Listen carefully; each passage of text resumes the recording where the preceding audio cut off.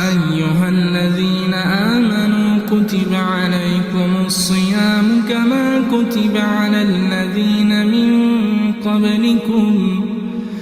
عليكم الصيام كما كتب على الذين من قبلكم لعلكم تتقون أياما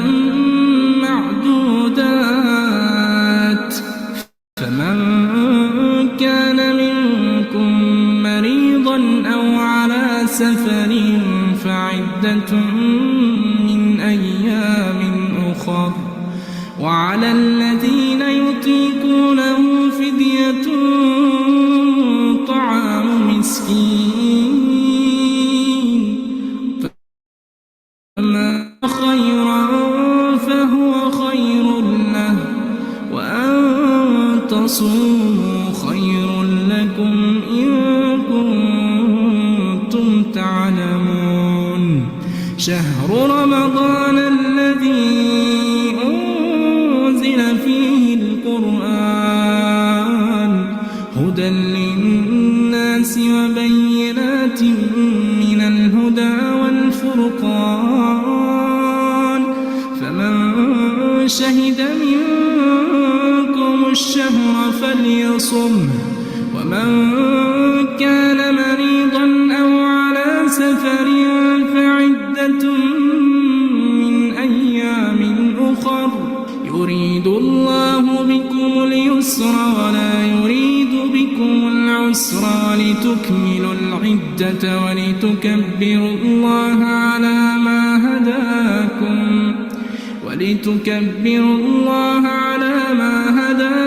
ولعلكم تشكرون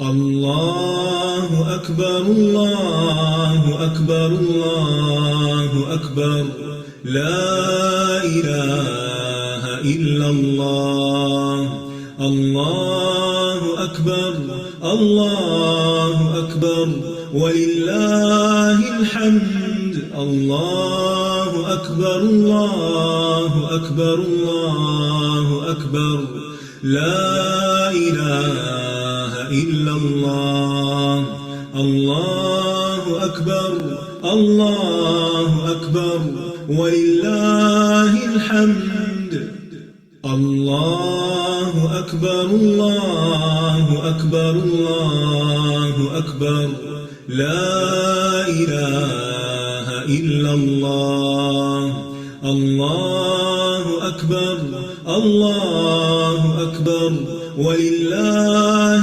الحمد الله أكبر الله أكبر الله أكبر لا إله إلا الله الله أكبر الله أكبر ولله الحمد الله أكبر الله أكبر الله أكبر لا إله إلا الله الله أكبر الله أكبر ولله الحمد الله أكبر الله أكبر الله أكبر لا إله إلا الله الله أكبر الله أكبر ولله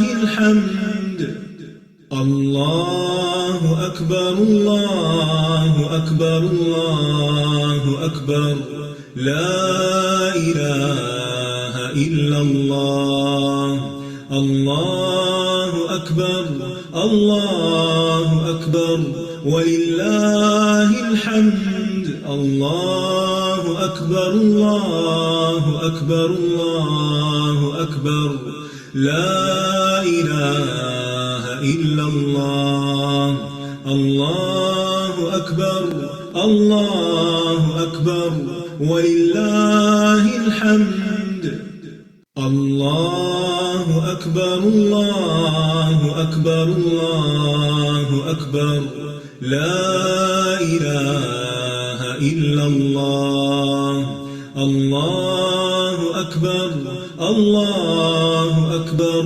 ولله الحمد الله أكبر الله أكبر الله أكبر لا إله إلا الله الله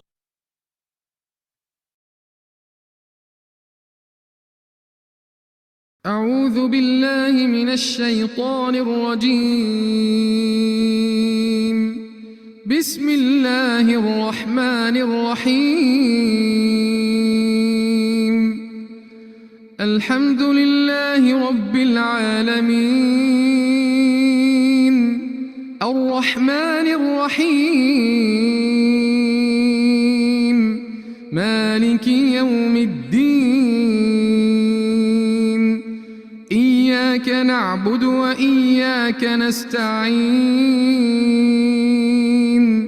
اهدنا الصراط المستقيم صراط الذين أنعمت عليهم غير المغضوب عليهم ولا الضالين.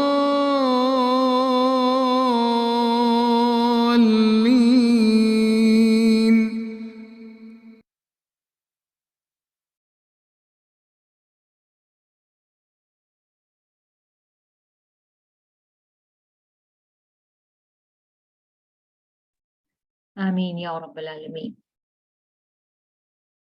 نحمده ونصلی علی رسوله الکریم اما بعد فاعوذ باللہ من الشیطان الرجیم بسم اللہ الرحمن الرحیم رب اشرح لی صدری ویسر لی امری واحلل عقدۃ من لسانی یفقهوا قولی ربی زدنی علما اللہم فقہنا فی الدین اللہم انی اسألک علما نافعا وعملا متقبلا ورزقا طیبا ربی هب لی حکما والحقنی بالصالحین واجعل لی لسان صدق فی الآخرین واجعل لی من ورثۃ جنت النعیم آمین یا رب العالمین.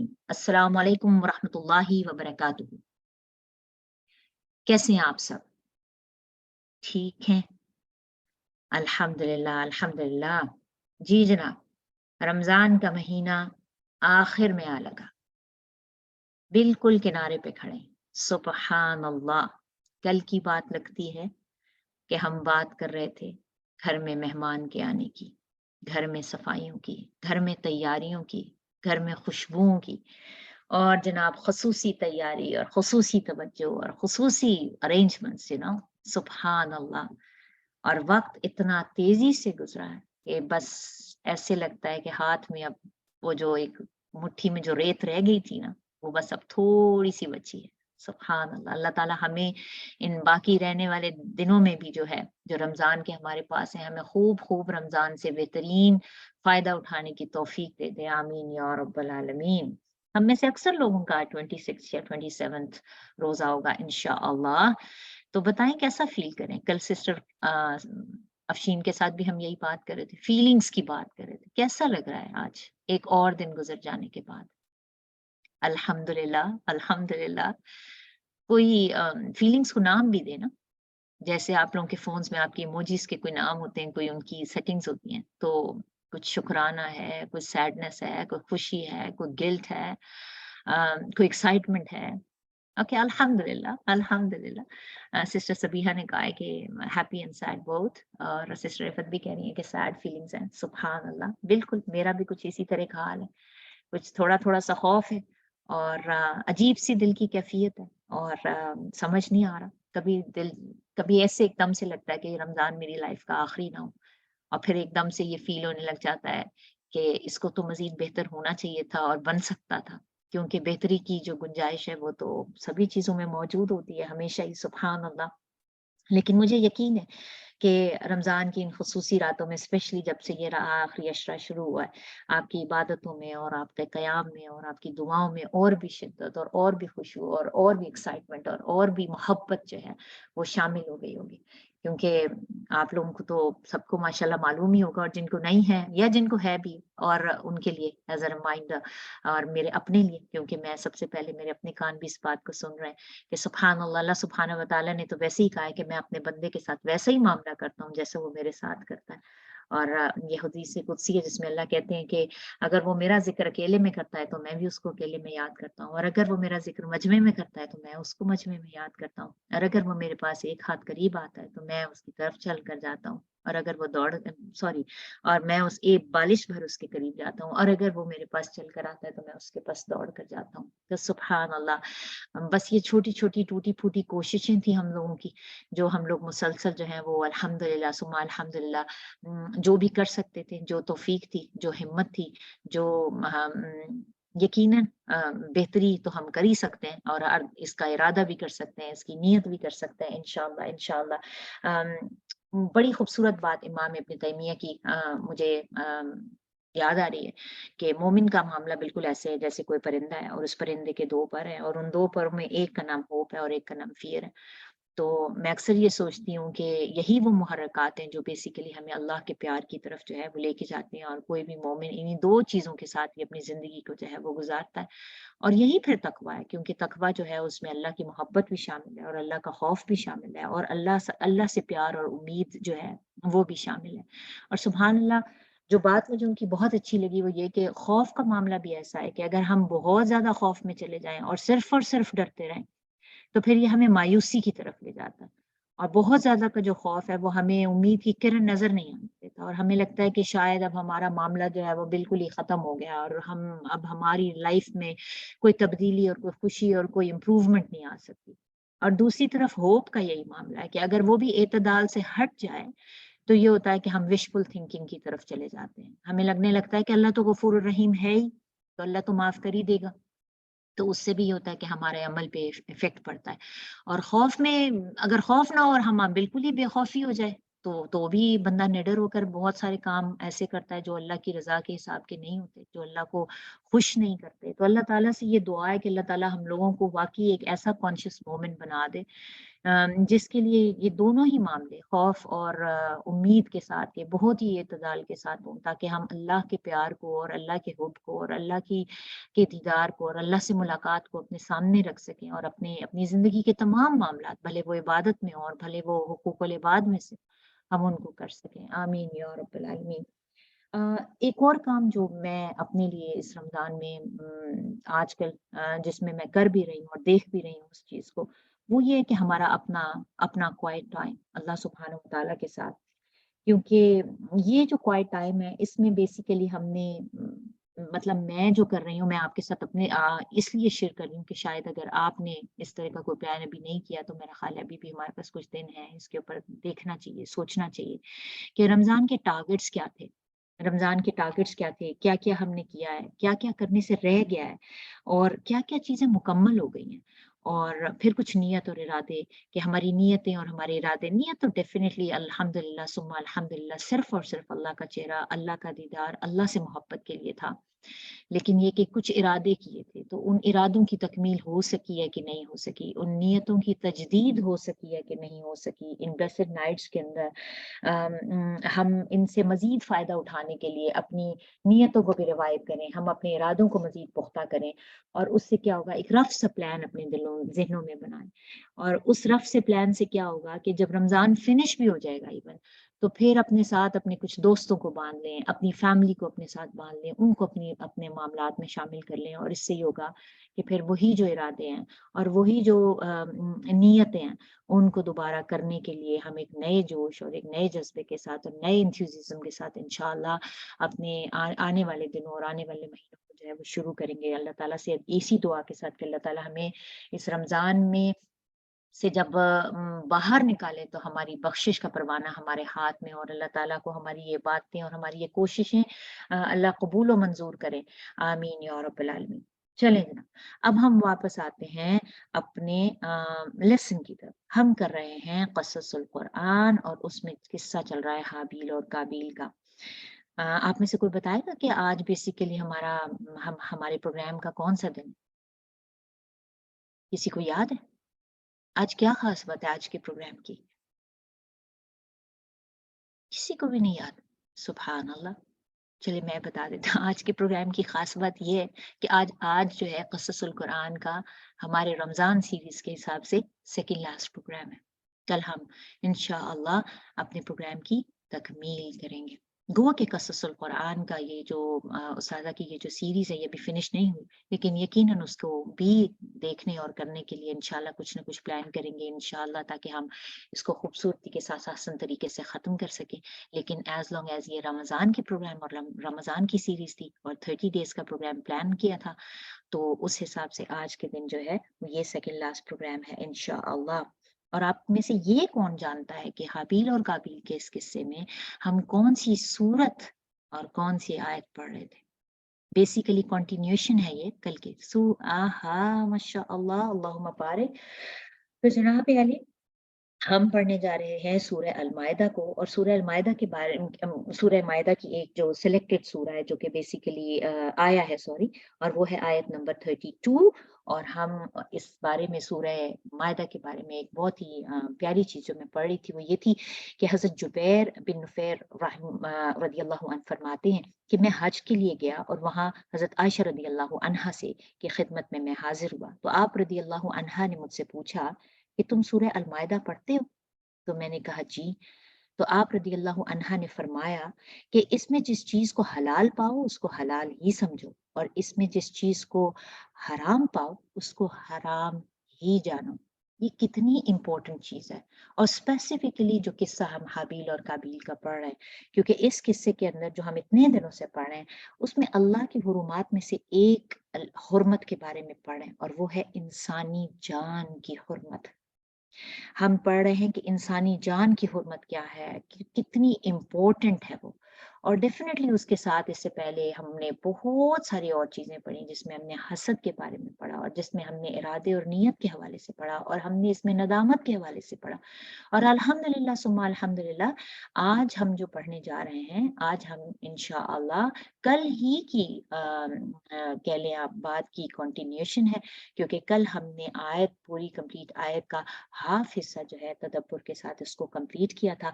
और आज जो टॉपिक्स हम जो है वो करने जा रहे हैं उनमें हम देखेंगे कि तौबा की अहमियत क्या है, और गम का इलाज जो है वो कौन सी तस्बीह है। फिर हम अमर बिल मारूफ नही अनिल मुनकर के बारे में ज़रूर पढ़ेंगे इंशाअल्लाह। फिर हम बय्यनात क्या होती हैं हम उसके बारे में पढ़ेंगे। और बहुत इम्पोर्टेंट और बहुत डिफरेंट एंगल इसराफ को जानने के बारे में, क्योंकि हम में से बहुत सारे लोग इसराफ करने को सिर्फ और सिर्फ खर्च करना और पैसे की ज़्यादती या किसी चीज़ को एतदाल से हट कर जब हम करते हैं तो हम उसके मानी को इसराफ के लिहाज से जानते हैं। लेकिन इंशाअल्लाह आज जब हम इसको जानेंगे तो हमें तदब्बुर की इस क्लास में ये एक नए ही एंगल के साथ समझ आएगा। और ये मैं ज़रूर कहूँगी कि इस सारे के सारे किस्से में की जो हाइलाइट है वो मुझे तो खासी स्केरी लगती है। आप में से कोई थोड़ा-सा आइडिया देगा कि आपको क्या लगता है कि इस हाबील और काबील के हिस्से की हाइलाइट क्या है? इसका लुब्बे-लुबाब क्या है बेसिकली? जी जनाब, सिस्टर मरियम कह रही हैं I feel sad about the class is ending. So there are beautiful impacts on my life. Allahumma barik. हम ऐसा ही है सिस्टर मरीम, हम सभी लोगों की ज़िंदगी के अंदर इसका बहुत ही खूबसूरत इम्पैक्ट रहा है, और अल्हम्दुलिल्लाह इतने इतने डीप एनालिसिस के साथ हमें बहुत सारी चीज़ें पता चली, बहुत सारे एंगल्स पता चले एक ही आयत को, कि इस आयत से ये भी सबक मिल सकता था और ये भी हो सकता था, और ये मेरी ज़िंदगी के साथ कैसे रिलेट करता है, और मैं कहाँ स्टैंड करती हूँ, मैं अपने आप को कहाँ से बेहतर बना सकती हूँ। और बेसिकली इस सारे प्रोग्राम का मकसद भी यही था। इस प्रोग्राम का मकसद ये था कि जब हम इन कुरान के किस्सों को सीखें तो ये बेसिकली हमारे लिए इबरत के किस्से थे। ये हमारे लिए कोई आम स्टोरीज नहीं थी। तो ये स्टोरीज तो ता क़यामत ऐसे ही रहेंगी। इंशाअल्लाह इंशाअल्लाह अल्लाह ताला हमें इस बात की तौफीक दे कि हम इसको इसके हक के साथ जो है वो समझ सके। और लेकिन फिर भी बात वही है कि एंड तो करते करते लोगों ने तो जिंदगियां लगा दी हैं इसको समझने के लिए। तो हम फिर वही वाली बात है, हम कहेंगे कि हक तो ये है कि हक अदा ना हो। लेकिन अल्लाह ताला जो हमें समझाना चाहते हैं इन आयतों के थ्रू, हमें वो चीज़ें समझ आ जाएं और हम अपनी ज़िंदगी को बेहतर बना सकें, यही एक बेसिक मकसद था। मैं अल बुखारी की हदीस नंबर نمبر 3335 آپ کے ساتھ شیئر کرتی ہوں، جس میں وہ یہ کہتے ہیں کہ نبی کریم صلی اللہ علیہ وآلہ وسلم نے فرمایا کہ جب بھی کوئی انسان ظلم سے قتل کیا جاتا ہے تو آدم علیہ السلام کے سب سے بڑے بیٹے قابیل کے نامہ اعمال میں بھی اس قتل کا گناہ لکھ دیا جاتا ہے، کیونکہ قتل ناحق کی بنا سب سے پہلے اسی نے ڈالی تھی۔ مجھے یہ بات بہت زیادہ اسکیری لگتی ہے، بہت زیادہ اسکیری لگتی ہے، کیونکہ کہنے کو یہ ایک چھوٹا سا جملہ ہے کہ نیکی کے بدلے نیکی، نیکی کا بدلہ نیکی ہے، برائی کا بدلہ برائی ہے، لیکن آپ دیکھیں کہ اگر نیکی کے ریپل ایفیکٹس ہیں نا تو برائی کے بھی ریپل ایفیکٹس ہیں۔ تو ہمیں خوفزدہ ہونا چاہیے ہر اس بات سے، ہر اس کامنٹ سے، ہر اس جیسچر سے، ہر اس یعنی کال اور فیل دونوں ہی لحاظ سے، کہ ہمارے سے کسی چیز کی، کسی ایسی بری چیز کی بنیاد نہ ڈل جائے کہ پھر اس کے بعد لوگ ہمیں اس بات کے، ہماری اس بات کو فالو کریں اور پھر ان کے کرنے کا گناہ بھی جو ہے وہ ہمارے حصے میں ڈلتا جائے۔ یہ بہت سکیری بات ہے اور یہ ہمیں اور بھی زیادہ تقویٰ کی طرف لے کے جاتی ہے، کانشیس اللہ بناتی ہے۔ کیوں؟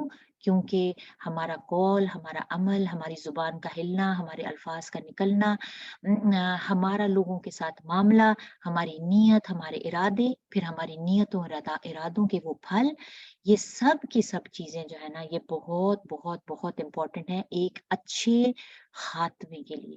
کہ اگر ہم چاہتے ہیں کہ ہمارا حسن خاتمہ ہو، اگر ہم چاہتے ہیں کہ ہم فلاح والے لوگوں میں ہوں، ہم کامیاب ہوں، تو بہت ضروری ہے کہ ہم ہر اچھائی اور اچھے کام کی بنیاد میں دوڑ دوڑ کر حصہ لیں، لیکن جہاں ہم ڈاؤٹ فل ہیں، جہاں ہمیں لگتا ہے کہ یہ چیز اچھی نہیں ہے یا اس کے ایفیکٹس اس طرح کے نہیں ہیں، اس برائی میں کم سے کم حصہ لیں، زبان کے تھرو بھی، ہاتھ کے تھرو بھی اور اپنے عمل کے تھرو بھی انشاءاللہ۔ جی جناب، پھر اس کے بعد آپ یہ دیکھیں کہ انشاءاللہ یہ سارا کچھ تو اب ہو گیا۔ تو اب آپ مجھے بتائیں، ٹائم ہمارے پاس ہو گیا خاصا، یہ نہ ہو کہ ہم اپنے لیسن سے پھر پیچھے ہو جائیں۔ انشاءاللہ ڈسکشنز کے دوران ہم بعد میں اس کو ضرور اس کے ریویو کو بھی کریں گے۔ اگر آپ لوگ ریڈی ہیں تو پھر آج ہمارا پروگرام قصص القرآن 29 ٹائپ کیجیے تاکہ ہم اپنے پروگرام کو شروع کر سکیں۔ اللہم بارک سسٹر صبیحہ اینڈ سسٹر مریم۔ الحمدللہ الحمدللہ۔ تو چلیں پھر اللہ کے نام سے ہم شروع کرتے ہیں ڈاکٹر فرحت ہاشمی کے ساتھ۔ آج ہم اسی کو اپنی سورہ المائدہ کی آیت نمبر 32 کو کنٹینیو کرتے ہیں۔ اچھے سے نوٹس بنائیے اور دیکھیے کہ آج کے دن میں ہمیں کیا چیز سمجھ آئی اور ہم نے اس آیت کو کسی اور اینگل سے، اس آیت کے تدبر میں کیا کیا سیکھا۔ اس کے بعد ہم اس کو ڈسکس کریں گے اور پھر ہماری اپنے ذہن اور ذہانت کا کچھ چھوٹا سا ایک ٹیسٹ بھی ہو جائے گا تاکہ چیزیں ہمارے ذہن کے اندر مزید راسخ ہو جائے۔ تو بسم اللہ کرتے ہیں اور بتائیے گا مجھے اگر آپ کے پاس آواز جو ہے وہ صحیح آ رہی ہے تو۔ وبرکاتہ۔ کیا حال ہے آپ کا؟ الحمدللہ۔ نماز میں قیام کے بارے میں ہم نے کل پڑھا تھا۔ قیام کرنے کی دلیل کیا ہے؟ کھڑے کیوں ہونا چاہیے؟ قرآن مجید میں اللہ تعالیٰ فرماتے ہیں وَقُومُوا لِلَّهِ قَانِتِينَ۔ قانتین کا کیا مطلب ہے؟ فرما بردار بن کر۔ تو فرما بردار بندہ کیسے کھڑا ہوتا ہے؟ عاجزی کے ساتھ یا ہل کے یا پاؤں کو اوپر نیچے کر کے تھک گئے ہیں، لمبا قیام ہو گیا، کیسے کھڑے ہوتے ہیں؟ یعنی جب آپ کسی کے سامنے فرما بردار بن کے کھڑے ہوتے ہیں، اپنے والدین کے سامنے یا استاد کے سامنے یا کسی بڑے کے سامنے، تو کیسی حرکتیں کرتے ہیں؟ کیسے کھڑے ہوتے ہیں؟ اسٹریٹ کھڑے ہوتے ہیں اور پورے ادب کے ساتھ کھڑے ہوتے ہیں، ہل جل نہیں کرتے، ادھر ادھر خارش نہیں کرتے، ادھر ادھر نہیں دیکھتے۔ ادب کا جو مقام ہے اس کی ساری چیزیں ذہن میں لا کے پھر نماز میں کھڑے ہوا کریں اور ادب سے سینے پہ ہاتھ باندھ کے اور پھر توجہ سے نماز پڑھیں۔ اب یہاں پر ایک سوال آیا ہے کہ ہم مصحف دیکھ کے تراویح پڑھتے ہیں تو اس کا پھر کیا طریقہ ہے، کیونکہ اس میں تو ایک ہاتھ میں یا فون ہوتا ہے یا مصحف ہوتا ہے، تو پھر ہم کیا کریں؟ الاؤڈ تو ہے؟ بہتر تو یہ ہے کہ آپ کے پاس سٹینڈ ہو جس پر قرآن مجید رکھا ہوا ہو اور آپ کے دونوں ہاتھ پراپر طریقے سے بندھے ہوئے ہوں اور صرف آپ کی نگاہیں سامنے دیکھ رہی ہوں، اور اس میں جیسے سعودی قرآن ہے نا، اس میں الحمدللہ یہ ہے کہ آیت کا نمبر ہر صفحے پر اختتام میں موجود ہے، یعنی ہر صفحہ مکمل آیت کے ساتھ ختم ہوتا ہے. تو میں جب خود پڑھتی رہی ہوں تو میں اسی طرح کیا کرتی تھی. پہلی 2 رکعتوں میں 3 صفحات پڑھ لیتی تھی، اس کے بعد وہ برابر ہو جاتے تھے پیج، یعنی سامنے سے کھولے ادھر کا بھی پڑھ لیا ادھر بھی. پھر جب کھڑے ہوئے دوسری رکعت میں تو بس صرف ایک دفعہ ٹرن کرنا پڑتا ہے، تو کوئی زیادہ حرکت نہیں ہوتی. تو وہ سب سے اچھا طریقہ یہی ہے کہ آپ کے پاس مصحف رکھنے کا سٹینڈ ہو. اب تو بازار میں ملتے بھی ہیں، لوگ بنوا بھی لیتے ہیں. میرے خیال میں الہدا میں بھی بنوا کے رکھنے چاہیے، ڈیزائن دے دوں گی میں انشاءاللہ. تو اس میں لوہے کے بھی ہوتے ہیں، لکڑی کے بھی ہوتے ہیں، اور اچھے مٹیریل کے بھی ہوتے ہیں. تو اب یہ ہے کہ اگر آپ گھر پر ہیں اور آپ کو زیادہ قرآن حفظ نہیں ہے، یا ہے بھی تو آپ کو اچھی طرح یاد نہیں ہے، تو قیام تو قرآن کے بغیر نہیں ہوتا. قیام تو ہوتا ہی قرات کے لیے. تو اچھا طریقہ تو یہ. لیکن اگر آپ کے پاس اسٹینڈ نہیں ہے اور آپ نے پڑھنا ہے تو ہاتھ میں بھی مصحف لے سکتے ہیں. جیسے میں نے آپ کو بتایا تھا کہ ہتھیلی پہ ہتھیلی اور یا پونچے پہ ہاتھ، یا پھر تھوڑا آگے کلائی یعنی اور آگے. تو اگر آپ نے اپنا ہاتھ آگے رکھا ہوا ہے اور ایک ہاتھ سے آپ نے مصحف کو پکڑا ہوا ہے تو آپ یوں بھی کر سکتے ہیں کہ دایاں ہاتھ بائیں پہ رکھ کے لیفٹ ہینڈ سے نیچے سے مصحف سامنے کھول لیں. تو اس سے آپ دیکھیں گے جو لگتا ہے گود میں اٹھایا ہوا نا، تو اس میں قرآن مجید کا بھی ادب رہتا ہے اور آپ نے ہاتھ میں اٹھایا ہوا بھی ہے اور آپ پڑھ بھی سکتے ہیں.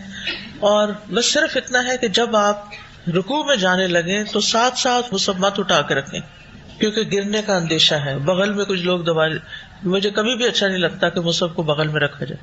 تو آپ کیا کر سکتے ہیں، اپنے ساتھ ہمیشہ ایک ٹیبل رکھیں. آپ ڈائننگ ٹیبل کی سائڈ پہ کھڑی ہو جائیں، آپ اسٹڈی ٹیبل کی سائڈ پہ کھڑی ہو جائیں، آپ کوئی اور چھوٹا ٹیبل یا کرسی کوئی چیز ایسی ساتھ رکھیں کہ جب آپ نیچے جانے لگے تو جس ہاتھ میں، جیسے لیفٹ میں آپ نے مصحف پکڑا ہو نا، تو اپنے لیفٹ ہینڈ پہ رکھ لیں، اس کو نیچے مصحف کو الٹا کر کے اس پہ کپڑا بچھا لیں، ادب کے ساتھ الٹا کر کے رکھ لیں. اور پھر جب دوبارہ کھڑے ہوں تو آپ مصحف پھر اسی طرح اٹھا لیں اور صرف ایک دفعہ ایک برقع پلٹنا پڑے گا اور 2 پیجز پڑھتے جائیں.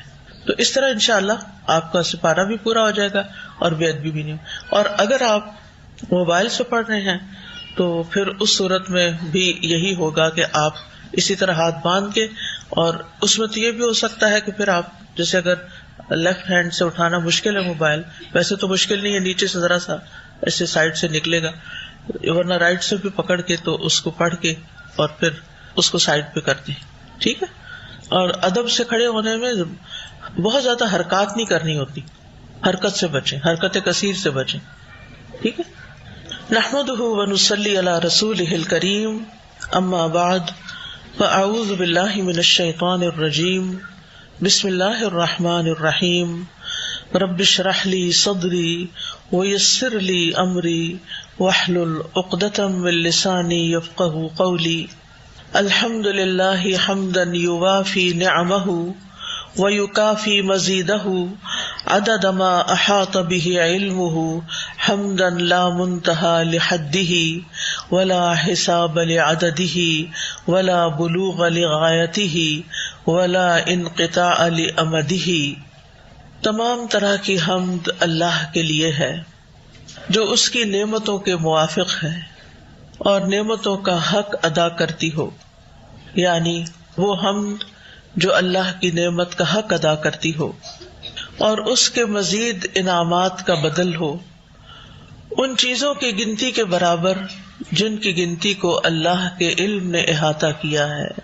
عدد خلقہ، ایسی حمد جس کی حد کی کوئی انتہا نہیں، یعنی جو کہیں ختم ہی نہیں ہوتی اور اس کی گنتی کا کوئی حساب نہیں، اور جس کی منزل تک نہیں پہنچا جا سکتا اور اس کی مدت بھی ختم نہیں ہوتی، یعنی ہمیشہ ہمیشہ کے لیے اسی کی حمد، اسی کی تعریف. نحن نقص عليك أحسن القصص بما أوحينا إليك هذا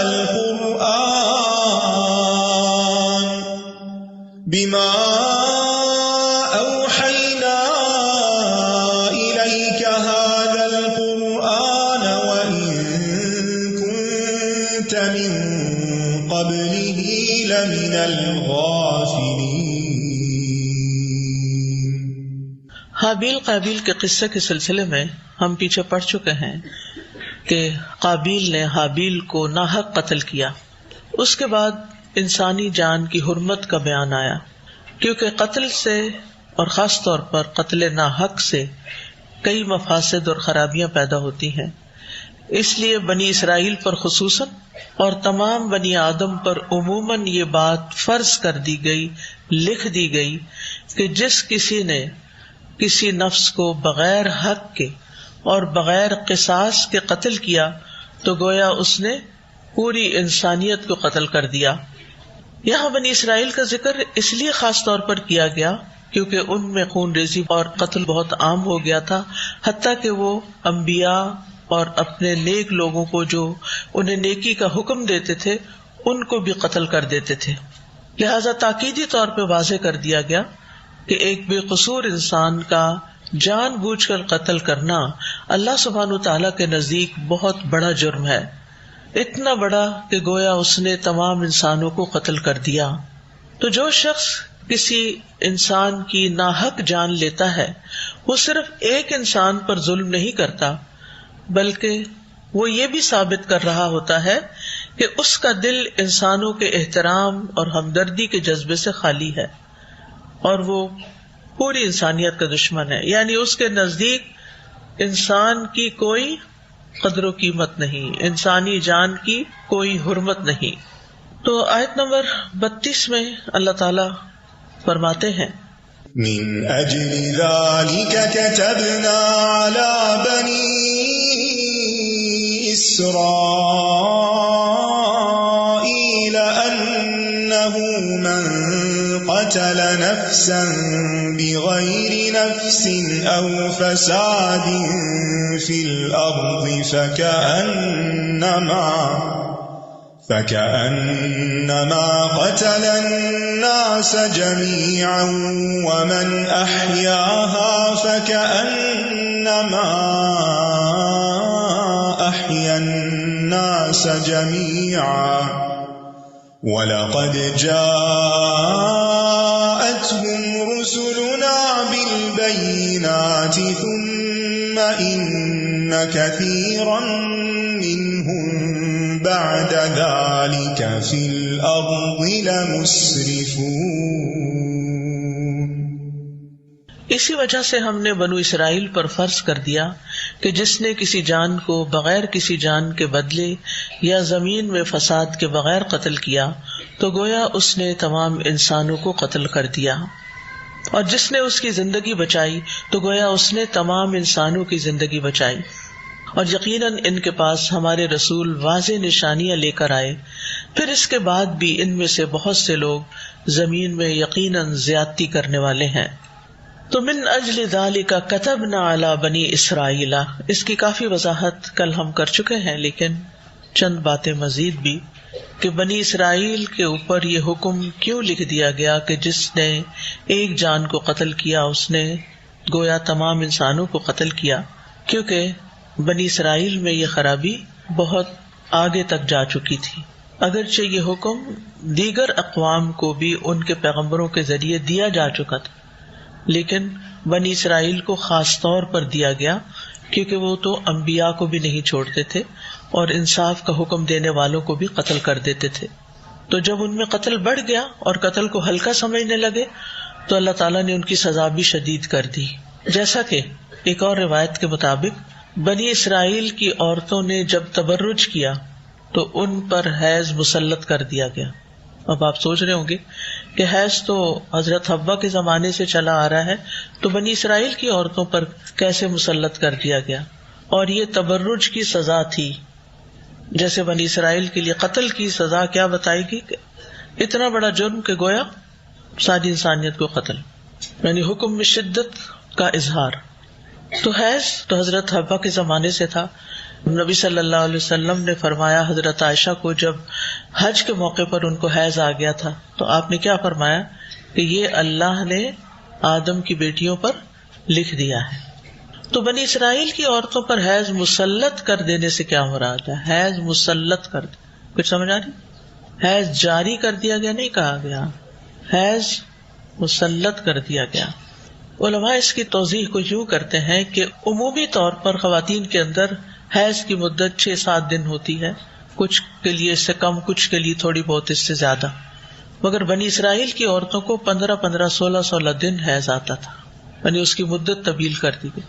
اور اس میں وہ بہت جوش بھی مارتا تھا، یعنی ایک طرح سے بطور عقوبت، بطور سزا. جیسے کہ پہلے بھی ہم ذکر کر چکے ہیں نا کہ غلط کام کرنا یا نہ کرنا اس کا انسان کو اختیار دیا گیا ہے، لیکن جب وہ غلط کام اپنی چوائس کے ساتھ، اپنی مرضی کے ساتھ کر لیتا ہے تو پھر اس کا جو نتیجہ ہے وہ اس کے ہاتھ میں نہیں رہتا. اللہ تعالیٰ چاہے تو دنیا میں بھی کوئی سزا دے دے، وہ چاہے تو اس کو آخرت کے لیے مؤخر کر دے. بنی اسرائیل پر قرآن مجید کی روح سے کوئی اور سزا مسلط کی گئی تھی؟ کچھ یاد ہے آپ کو سورۃ البقرہ پڑھنے والوں کو؟ ان کو کیا بنا دیا گیا تھا اور کیا بنا دیا گیا، اور ان پر کیا کی گئی؟ لعنت کی گئی. اور یہ سب کچھ یہاں بھی من اجل ذالک ہے نا، وہاں بھی کیا فرمایا؟ ذالک جزیناہم ببغیہم، ان پر کچھ کھانے حرام کیے گئے تھے جو باقی امتوں میں حلال تھے. تو یاد رکھیے جب کوئی قوم اجتماعی طور پر کسی برائی کا ارتکاب کرنے لگتی ہے تو پھر اللہ سبحانہ تعالیٰ کی طرف سے مختلف طرح کی سزائیں بھی آتی ہیں. ہمیں افراد کے بارے میں پن پوائنٹ کر کے یہ نہیں کہنا چاہیے کہ اس لڑکی کو یہ بیماری ہے لہٰذا اس کی وجہ یہ ہے کہ اس نے کوئی یہ کام کیا ہوگا، کوئی غلط کام کیا ہوگا. اس سے پرہیز کریں. عمومی حکم ہے، ہر ایک کو آئینہ میں اپنے آپ کو دیکھ لینا چاہیے. تو اس دنیا میں بھی مکافات عمل ہوتا ہے. بعض اوقات ہم سمجھتے ہیں کہ ہم جو جی چاہے کریں، کچھ نہیں ہوتا، میں سب کو مزہ چکھا دوں گی، میرا کوئی کچھ نہیں بگاڑ سکتا. جب اللہ تعالیٰ ڈھیل دیتا جاتا ہے تو ہم گناہوں پہ دلیر ہوتے جاتے ہیں، دلیر ہوتے جاتے، کیا فرق پڑتا. لیکن جب پکڑ آتی ہے دنیا میں تو پھر ہم کہتے ہیں ہماری کوئی دعا سنی نہیں جا رہی، ہماری کوئی دعا قبول نہیں ہو رہی. تو اس کا حل کیا بتایا گیا؟ پھر کیا کرو کہ دعائیں قبول ہونے لگیں. پھر کیا بتایا گیا کہ کیا پڑھو کہ اللہ تعالیٰ بارشیں برسائے، مال دے استغفار، اولاد دے استغفار. ہر گناہ کا ایک اثر ضرور ہوتا ہے، کہیں اور ہو یا نہ ہو، سب سے پہلے انسان کے اپنے دل کے اوپر ہوتا ہے. کیا ہوتا ہے دل پر؟ سیاہ نقطہ لگتا ہے نا. توبہ کر لیں، استغفار کر لیں تو کیا ہوتا ہے؟ صفائی ہو جاتی ہے. اور اگر توبہ نہیں کرتے تو کیا ہوتا ہے؟ ایک گناہ کے بعد ایک اور گناہ کا دروازہ کھل جاتا ہے، انسان ادھر داخل ہو جاتا ہے، اس کے بعد ایک اور پھر شر پھیلتا ہی چلا جاتا ہے، خرابیاں پھیلتی چلی جاتی ہیں. اور بعض اوقات انسان اس دنیا میں کسی نہ کسی حوالے سے اس کا نتیجہ دیکھ لیتا ہے. کچھ لوگوں کو تو سمجھ آ جاتا ہے، جن کے دل روشن ہوتے ہیں نا، جو توبہ کر لیتے ہیں اور روشن ہو جاتے ہیں دل، ان کو سمجھ آ جاتی ہے کہ یہ جو میرے ساتھ ہو رہا ہے نا، یہ میرے فلاں گناہ یا غلطی کی وجہ سے ہو رہا ہے، یہ میری اپنی زیادتی کی وجہ سے ہو رہا ہے. اسی لیے عموماً پریشانی کے موقع پہ کیا پڑھا جاتا ہے؟ لا الہ الا انت سبحانک انی کنت من الظالمین. خاص طور پر جو چیزیں انسان کے غم، فکر، پریشانی میں اضافے کا باعث بنے. کذالک ننجی المؤمنین. تو رنج و غم کا علاج بھی آیت کریمہ ہے، کیونکہ غلطی کہیں نہ کہیں ہماری اپنی ہوتی ہے اور ہم کر کے بھول چکے ہوتے ہیں. بعض اوقات ہم کسی کا ایسا دل دکھاتے ہیں کہ اس کی ہمیں لگ جاتی ہے، وہ تڑپ اٹھتا ہے اور ہمیں پرواہ بھی نہیں ہوتی اور ہم توبہ بھی نہیں کرتے. تو پھر اللہ تعالیٰ ہمیں کسی ایسی چیز میں ڈالتے ہیں کہ ذرا ہم بھی تڑپ لیں تھوڑا. تو اس لیے اپنی زبان، اپنے ہاتھ بہت احتیاط سے استعمال کرنے کی ضرورت ہے کہ ہم کسی پر زیادتی نہ کر جائیں.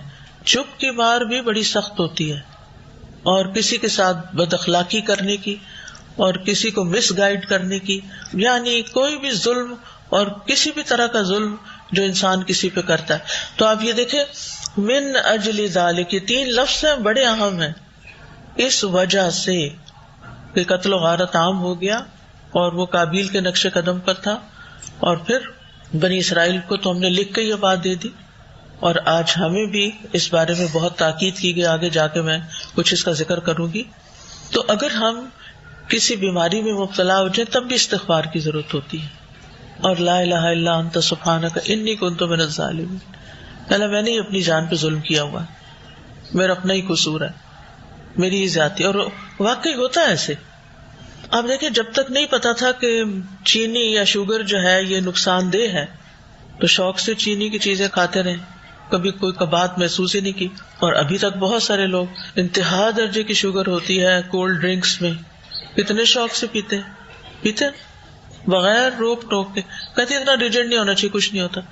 بعض اوقات ایک حصہ باقی چیزیں ہوتی ہیں، 2 حصے شوگر ہوتی ہے اس میں یا اس سے بھی زیادہ ہوتی ہے. آئس کریم میں حد درجے کی مٹھاس ہوتی ہے لیکن لوگ شوق سے کھاتے اور ان کو ذرا بھی خوف خطرہ نہیں ہوتا کہ اس کے کوئی برے کانسیکوینسز.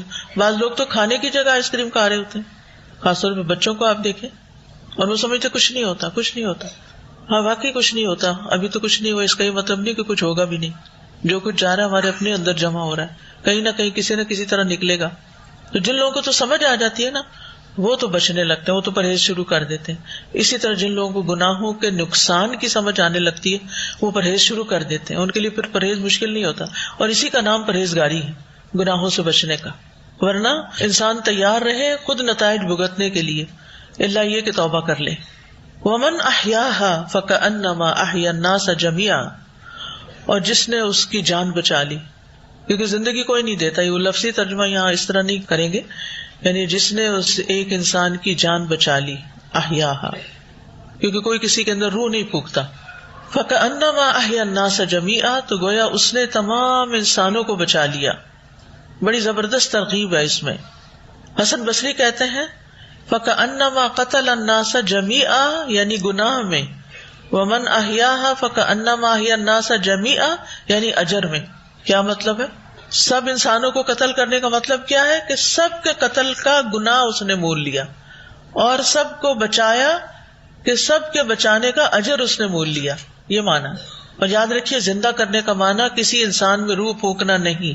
عیسیٰ علیہ السلام باذن اللہ کچھ معجزات دکھاتے تھے کہ پرندے کے اندر پھونک مارتے تو وہ پرندہ اڑنے لگتا، یا مردے کو زندہ کرتے تھے. عام انسان اور ان کے علاوہ نہ کوئی پیغمبر اور نہ کوئی اور کسی کو کبھی زندہ نہیں کر سکا.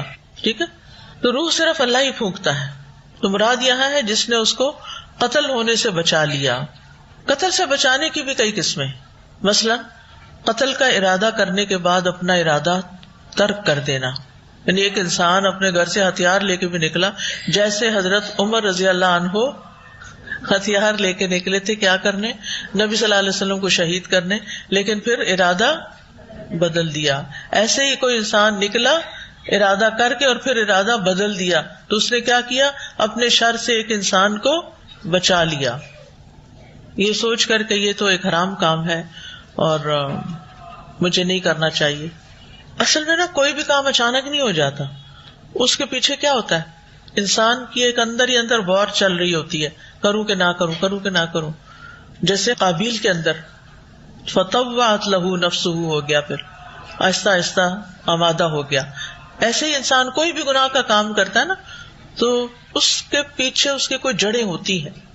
اسی لیے جو میں آپ کو سیلف انالیسس کرنے کو کہتی ہوں نا کہ کوئی بھی غلط کام کریں تو کیا کریں؟ اپنے آپ سے پوچھیں کیوں کیا.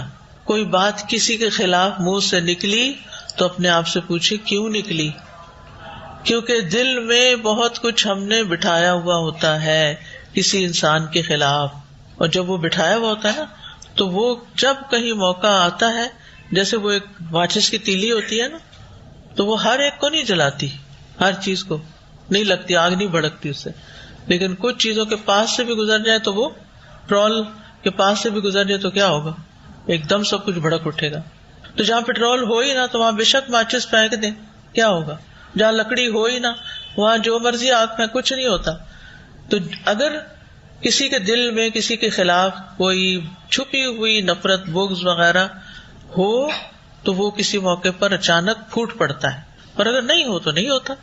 تو جو بھی انسان ارادے کر رہا ہوتا ہے اس میں پہلے اس کو اپنے اندر سے جیتنا پڑتا ہے نیکی کرنے کے لیے، یا پھر ہارنا پڑتا ہے نفس کے ہاتھوں گناہ کے لیے. تو جو ہار جاتا ہے وہ قتل کر دیتا ہے، جو جیت جاتا ہے تو وہ پھر اپنا ارادہ ترک کر دیتا ہے.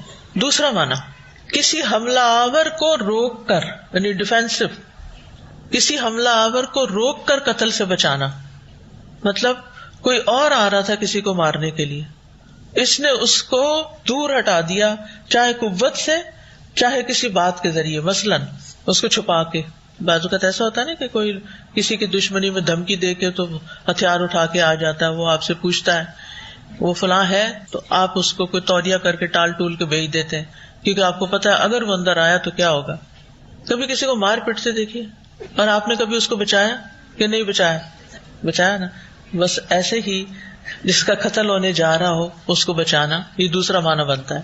ٹھیک ہے، یعنی ظالم کا ہاتھ روکنا، یہ معنی ہے. رسول اللہ صلی اللہ علیہ وسلم نے فرمایا انصر اخاک ظالما او مظلوما، اپنے بھائی کی مدد کرو خواہ ظالم ہو یا مظلوم ہو. ایک صحابی نے عرض کیا یا رسول اللہ جب وہ مظلوم ہو تو میں اس کی مدد کروں گا، لیکن آپ کا کیا خیال ہے کہ جب وہ ظالم ہوگا تو میں اس کی مدد کیسے کروں گا؟ آپ نے فرمایا اس وقت تم اسے ظلم سے روکنا، کیونکہ یہی اس کی مدد ہے. ظلم سے روکنا اس کی مدد ہے. تو کسی کو بھی آپ ظلم سے روک دیتے، بیٹھے بٹھائے آپ نیکی کما جاتے ہیں اتنی بڑی. کوئی کسی کے بھی خلاف انتقامی جذبات لیے پھرتا ہے، آپ اس کو ٹھنڈا کر دیتے ہیں، اس کے بارے میں کوئی اچھی بات کر دیتے ہیں، آپ اس کی جان تو نہیں تو عزت بچا لیتے ہیں یا ایک فساد کو ختم کر دیتے ہیں. تو پھر آپ دیکھیے کہ کتنی بڑی نیکی آپ نے کمائی.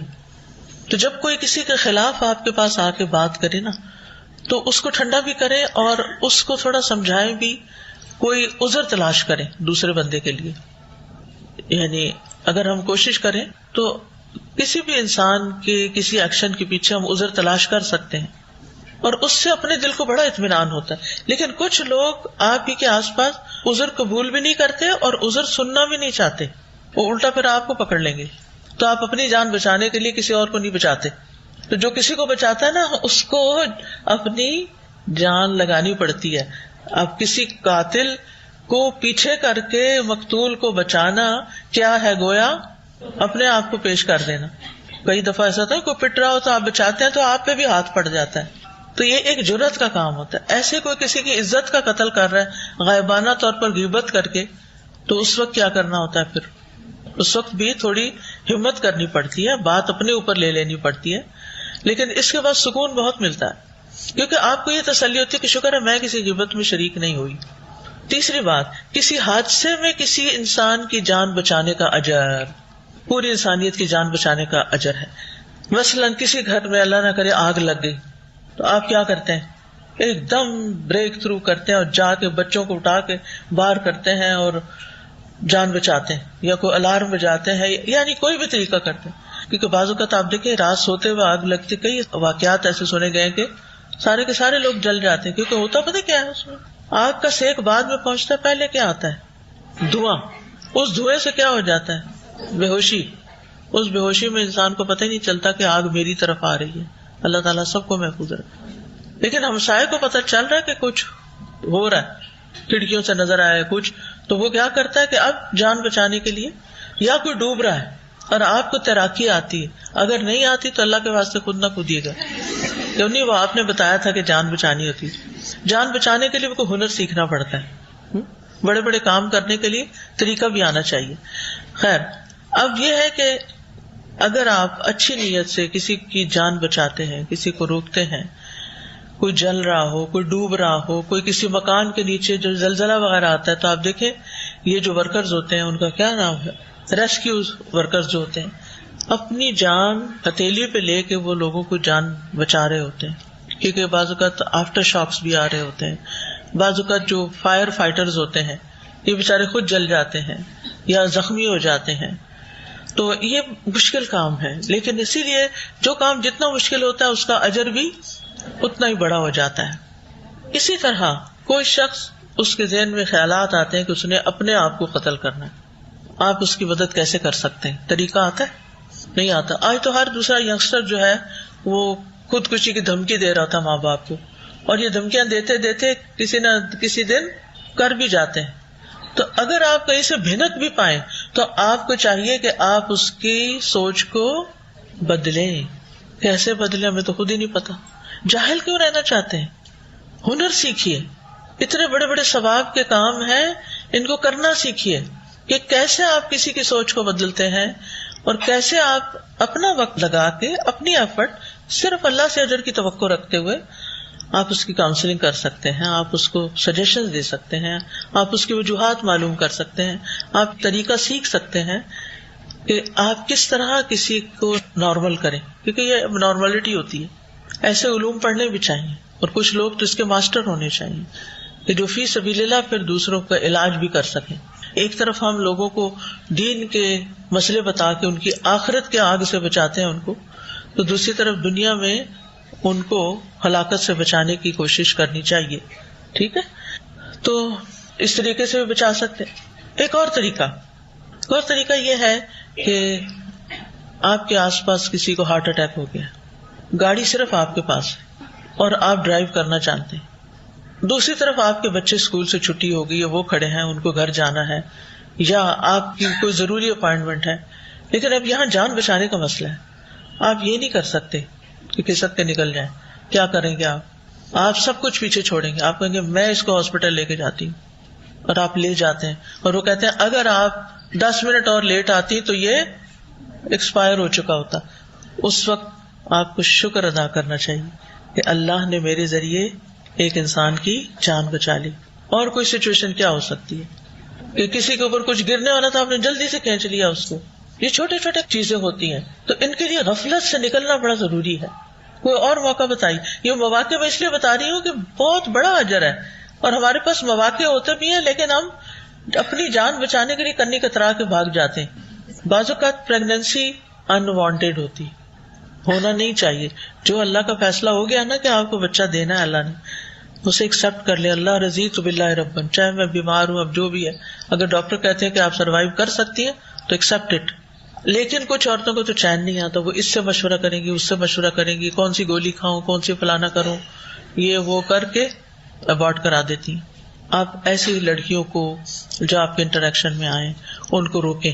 اور آج کل تو ایک اور ظلم شروع ہو چکا ہے کہ جس وقت بچے کی سیکس کا پتہ چلتا ہے کہ یہ لڑکی ہے، تو بہت سے لوگ کیا کرتے ہیں، اس میں ہر قسم کے لوگ شامل ہیں، وہ کہتے ہیں ہمیں اور لڑکی نہیں چاہیے، وہ اس کو پیدا ہونے سے پہلے ہی مار ڈالتے ہیں۔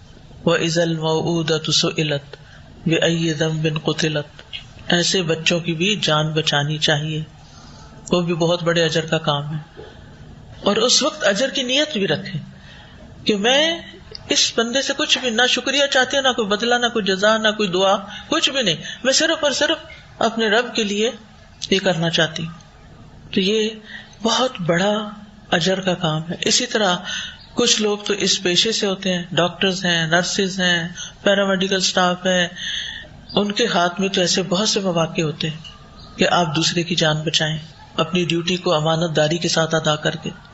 پھر یہ تو لٹرلی جان بچانے والی بات ہے نا، لیکن انڈائریکٹلی بھی ہم لوگوں کی، جیسے کل بھی میں نے ذکر کیا تھا کہ ایک جسم کی زندگی، ایک روح کی زندگی۔ بعض لوگ اخلاقیات کا قتل کر رہے ہیں، بعض لوگ روح کا قتل کر رہے ہیں، بعض لوگ اور طریقوں سے انسانوں کو نقصان دے رہے ہیں۔ تو کیا کرنا چاہیے؟ ایسی تمام ظلم کی صورتوں سے لوگوں کو روکنا چاہیے، اور کسی ایسی چیز کا حصہ نہیں بننا چاہیے کہ جس کے نتیجے میں کسی کی جان پر ظلم ہو، زیادتی ہو، کسی کا نقصان ہو، کسی کی جان کا یا مال کا یا عزت کا۔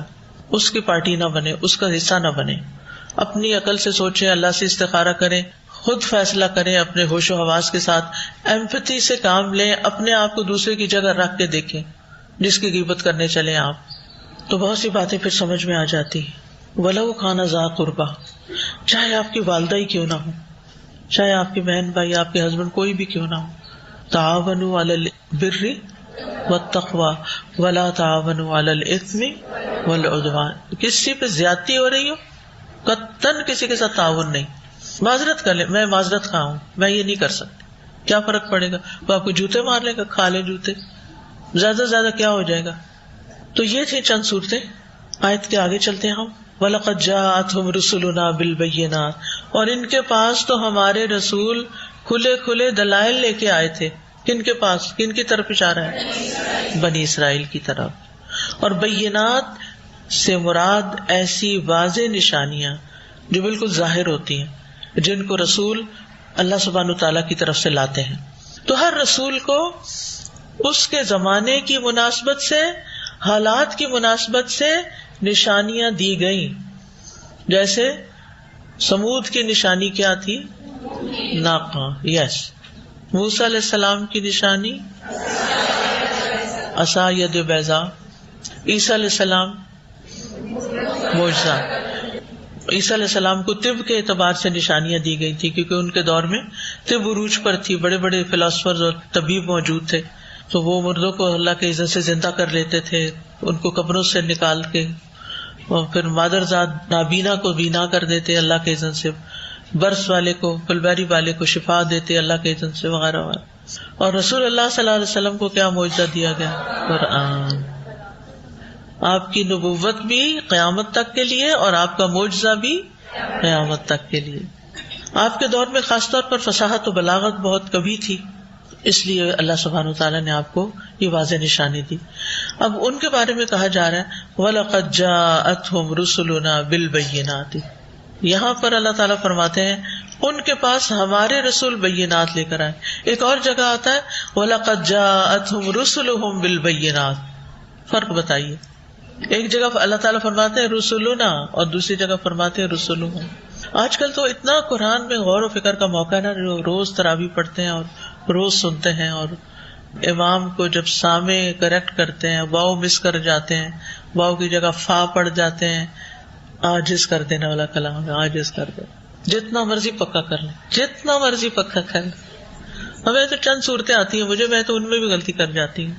پھر کہتے ہیں جا کے چیک کروں فا تھا یا وا تھا، پھر پیچھے سے کنیکٹ کرتی ہوں یہاں کیا ہو سکتا ہے. لیکن ساتھ ہی یہ سنہرا موقع ہے قرآن میں غور و فکر کرنے کا، رمضان کا. تو اس میں آپ دیکھیں کہ سورۃ الاعراف کی آیت نمبر 101 میں اللہ تعالیٰ فرماتے ہیں وَلَقَدْ جَاءَتْهُمْ رُسُلُهُمْ بِالْبَيِّنَاتِ. تو بات یہ ہے کہ جب وہ احکام بیان کیے جاتے ہیں جو اللہ تعالیٰ کی طرف سے رسول لاتے ہیں تو اللہ تعالیٰ فرماتے ہیں رسولنا، جیسے سورۃ المائدہ کی آیت میں آتا ہے وَلَقَدْ جَاءَتْهُمْ رُسُلُنَا. اور جب اللہ تعالیٰ اس چیز کے بارے میں کلام فرماتے ہیں جو کہ بستیوں والوں کا رسولوں کے بارے میں موقف ہوتا تھا، جو رسولوں کو ان کی طرف سے تکلیف پہنچتی تھی، تو اس وقت اللہ تعالیٰ فرماتے ہیں جاءتہم رسلہم، یعنی اب بستی والوں کی نسبت سے بات ہو رہی ہے. تمہارے کی خفیف سا فرق تھا تدبر کے نقطہ نظر سے.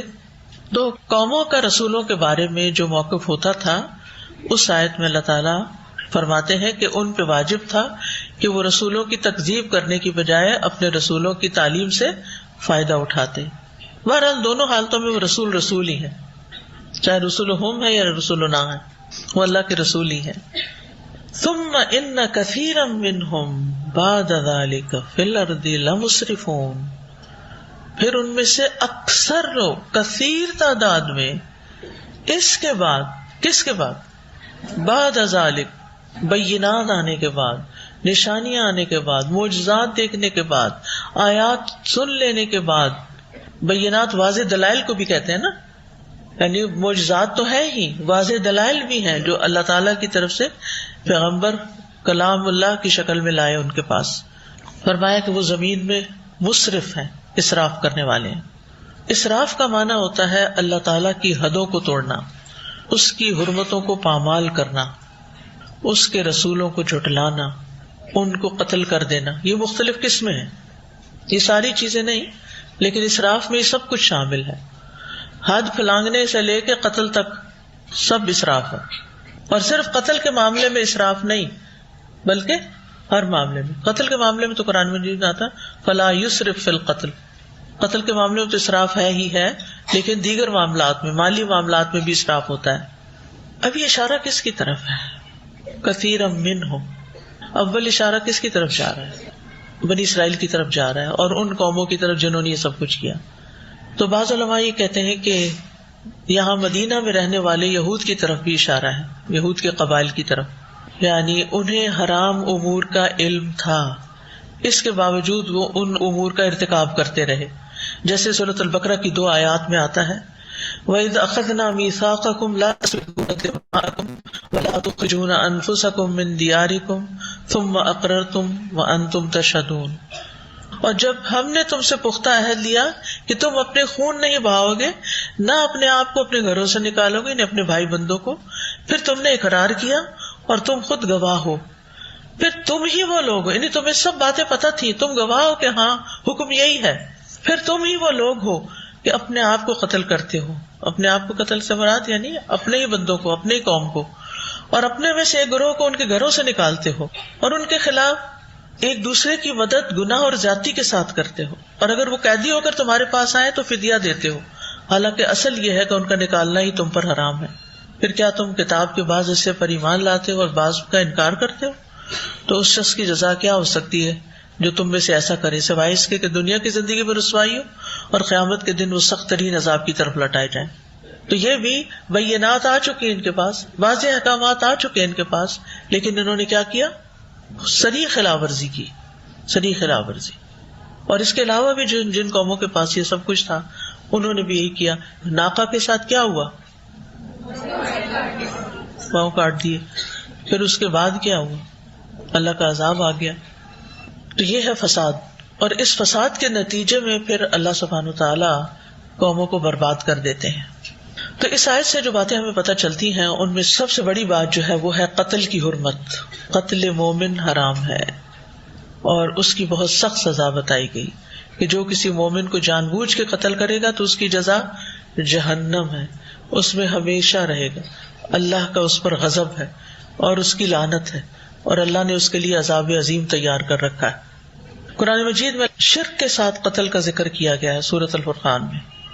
کہ شرک کے بعد جو بہت بڑا گناہ ہے وہ قتل انسان ہے، قتل مومن ہے. والذین لا يدعون مع اللہ الہا آخر ولا يقتلون النفس التي حرم اللہ الا بالحق ولا يزنون. زنا بھی تیسرے نمبر پر ساتھ ہی ہے. ومن يفعل ذلك يلقى اثاما يضاعف له العذاب يوم القيامة ويخلد فيه مهانا. حدیث میں آتا ہے کہ ایک مومن کا قتل دنیا کی تباہی سے زیادہ بڑا جرم ہے. والذی نفسی بیدہ لقتل مؤمن اعظم عند اللہ من زوال الدنیا. بہت بڑا کبیرہ گناہ ہے. نبی صلی اللہ علیہ وسلم نے فرمایا سب سے بڑے گناہ اللہ کے ساتھ کسی کو شریک کرنا، کسی کی ناحق جان لینا. یعنی شرک کے بعد یہاں اس حدیث میں بھی دوسرا بڑا گناہ کیا ہے؟ کسی کی ناحق جان لینا. پھر والدین کی نافرمانی اور جھوٹ بولنا یا جھوٹی گواہی دینا وغیرہ وغیرہ، کافی سارے کبائر کا ذکر آتا ہے مختلف احادیث میں. یہ ایک کفریہ فعل ہے. نبی صلی اللہ علیہ وسلم نے حجۃ الوداع میں فرمایا حضرت جریر کو کہ لوگوں کو چپ کراؤ. پھر آپ نے فرمایا تم لوگ میرے بعد کافر نہ ہو جانا کہ تم میں سے ایک شخص دوسرے کی گردن مارنے لگے. یعنی یہ کفریہ فعل ہے. حضرت ابن مسعود کی روایت میں بھی آتا ہے حدیث میں مسلمان کو گالی دینا فسق ہے اور اس سے لڑنا کفر ہے. نبی صلی اللہ علیہ وسلم نے فرمایا 7 ہلاک کرنے والے گناہوں سے بچو. صحابہ نے عرض کیا اللہ کے رسول وہ کیا ہے؟ آپ نے فرمایا اللہ کے ساتھ کسی کو شریک ٹھہرانا، جادو کرنا، کسی جان کو قتل کرنا جسے اللہ نے حرام قرار دیا ہو مگر حق کے ساتھ. پھر باقی باتیں بعد میں. تو اس میں تیسرے نمبر پر یہ آ رہا ہے. بہرحال آپ دیکھیں گے مختلف احادیث میں کہ قتل کا گناہ جو ہے وہ معمولی نہیں ہے. ابو ہریرہ کہتے ہیں نبی صلی اللہ علیہ وسلم نے فرمایا ایک مسلمان کی ہر چیز دوسرے مسلمان پہ حرام ہے. اس کا خون، اس کا مال، اس کی عزت و آبرو، ہر چیز دوسرے پہ حرام ہے. لہٰذا کسی کی جان لینے کے علاوہ اور کیا کیا نہیں کرنا چاہیے؟ کسی کی چیز اس کے پوچھے بغیر نہیں اٹھانی چاہیے، نہیں استعمال کرنی چاہیے، نہیں لینی چاہیے. اکثر جو تعلقات کی خرابی گھروں میں یا ہاسٹلز میں ہوتی ہے یا اداروں میں، وہ کس بنا پہ ہوتی؟ آپ یہاں سے باہر نکلتے ہیں آپ کا جوتا ہی غائب ہے. کیا ہے جو وہ غلطی سے لے گئے، ان کو پتا نہیں تھا. کیسے پتا نہیں؟ مجھے ایک تو یہ سمجھ نہیں آتی. میں تو اگر اپنا بھی جوتا کوئی بدل دے میرا تو مجھے اس سے بھی پتا چل جاتا ہے کہ وہ جوتا نہیں. آنکھیں بند کر کے بتا دوں گی. جب آپ کسی کا جوتا پہنتے ہیں اور اس کا نمبر بڑا ہوتا ہے یا نمبر چھوٹا ہوتا ہے یا وہ تنگ ہوتا ہے یا وہ کھلا ہوتا ہے یا وہ گھسا ہوا ہوتا ہے یا وہ نیا ہوتا ہے، پہن کے کیسے آپ کو نہیں پتا چلتا؟ نہیں وہ جلدی میں تھے، آپ تو جلدی میں تھے، ہو سکتا ہے جوتے کا مالک بھی جلدی میں ہو، وہ بیچارہ کیا کرے گا؟ آپ اس کی گاڑی بھی جا رہی ہے. اسی طرح اور بھی چھوٹی چھوٹی چیزیں جو ہیں ان کا ہمیں خیال رکھنا چاہیے. اور پھر عرضہ، عزت اور آبرو.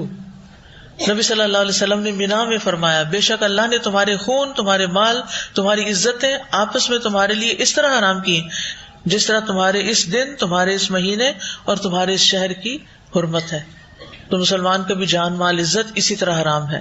پھر یہ کہ کلمہ پڑھنے والے کو قتل کرنا بہت بڑا جرم ہے. حدیث سے یہ بھی پتہ چلتا ہے کہ مومن کی حرمت کعبے کی حرمت سے بھی 3 گنا زیادہ ہے.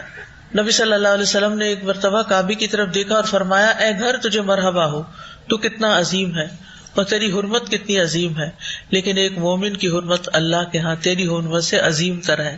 بے شک اللہ نے تیری ایک چیز حرام کی اور مومن کی 3 چیزیں حرام کی، اس کا خون، اس کا مال اور اس کے بارے میں برا گمان کرنا. کسی کے بارے میں برا گمان کرنا. عذر تلاش کیا کریں لوگوں کے لیے، تحقیق کیا کریں، وجوہات معلوم کیا کریں. اسی طرح رسول اللہ صلی اللہ علیہ وسلم نے فرمایا، اگر تمام آسمان کے رہنے والے اور زمین کے رہنے والے کسی مومن کے قتل میں شریک ہوں تو اللہ ان سب کو جہنم میں دھکیل دے گا. استغفر اللہ. ایک مومن کے قتل میں اگر یہ سب شریک ہو، یہ سنن ترمذی کی روایت ہے. اللہ کے یہاں سب سے زیادہ مبغوض 3 لوگ ہیں، جن میں سے ایک وہ جو کسی کا ناحق خون بہائے، اور یہ بہت بڑا گناہ ہے، جنت کے دروازے پہ رکاوٹ بننے والا ہے.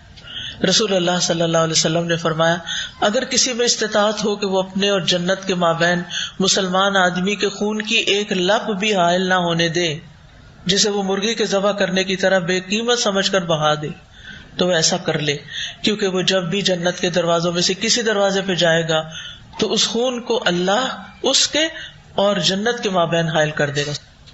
یعنی جب جنت میں جانے لگے گا، خون آگے رکاوٹ بن جائے گا، وال بن جائے گا، نہیں جا سکتے. لب خون جان لینا تو ہے ہی بڑی بات، لیکن لب خون بہانا بھی، اس میں سخت زخم لگا دینا کسی کو، تو اس سے کیا ہوتا ہے، کتنا خون بہہ جاتا ہے. یعنی بے احتیاطی سے کسی کی طرف چھری پھینکنا اور وہ لگ گئی اس کی کسی ایسی رگ پہ، تو یہ چھوٹی بات نہیں. اسی طرح جو ڈاکٹرز میل پریکٹسز کرتے ہیں اور بلا وجہ سیزیرین کر دیتے ہیں، بلا وجہ پیسے کمانے کے لیے آپریشن کر دیتے ہیں، بلا وجہ دوسروں کو نقصان دیتے ہیں، ابارشن کر دیتے ہیں، وہ سب بھی محتاط ہو جائیں اور اپنی آخرت بچائیں. دنیا کے چند پیسے آگے کام آنے والے نہیں ہیں، اس لیے مریض پر حد الوسع محنت کریں. جو بچے انسانی اعضاء کے لیے اغوا کیے جاتے ہیں، ان کے گردے نکال کے ان کے جسم کے مختلف حصے، جادو کے لیے بھی لوگ یہ کر رہے ہوتے ہیں. بچے گم جاتے ہیں رستے میں لوگوں کے. بعض جادوگر کہتے ہیں نا کہ اگر تم چاہتی ہو تمہارا بچہ پیدا ہو تو کسی بچے کا خون لے کر آؤ، یا اس کے جگر لے کے آؤ، یا فلاں لے کر آؤ، اللہ رحم کرے. اور کئی لوگ ظلم میں انتہا درجے تک یہ حرکتیں کر بھی دیتے ہیں. قیامت کے دن حقوق العباد میں سب سے پہلے قتل کا مقدمہ پیش ہوگا. اس سے آپ اندازہ لگا سکتے ہیں کتنا سخت قسم کا جرم ہے یہ.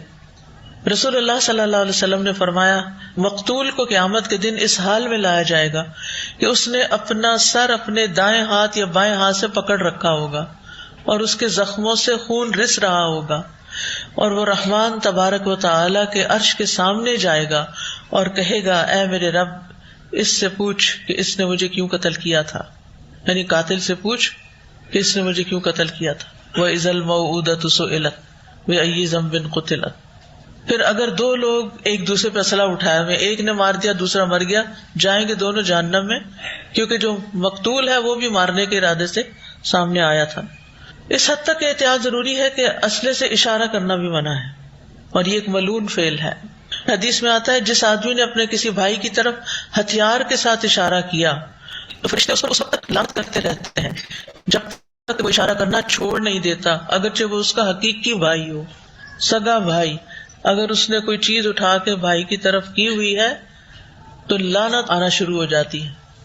ایک حدیث میں آتا ہے کہ باہم اسلحہ اٹھانے والے دونوں جہنم کے کنارے پر ہوتے ہیں، یعنی مفہوم ہے حدیث کا. حدیث ہے، جب آدمی اپنے بھائی کی طرف کسی ہتھیار وغیرہ سے اشارہ کر رہا ہو تو وہ دونوں جہنم کے کنارے پہ ہوتے ہیں. اگر وہ اسے قتل کر دیتا ہے تو دونوں جہنم میں گر جاتے ہیں. ہنسی مذاق میں بھی کسی کی طرف ہتھیار نہیں اٹھانا چاہیے. مسلمان کو ڈرانا بھی حلال نہیں، کہیں اس کا ہارٹ ہی نہ فیل ہو جائے، کیونکہ بعض لوگ سرپرائز دیتے رہتے ہیں، سر پر آ کر رائز دیتے ہیں، تو یہ بھی درست نہیں.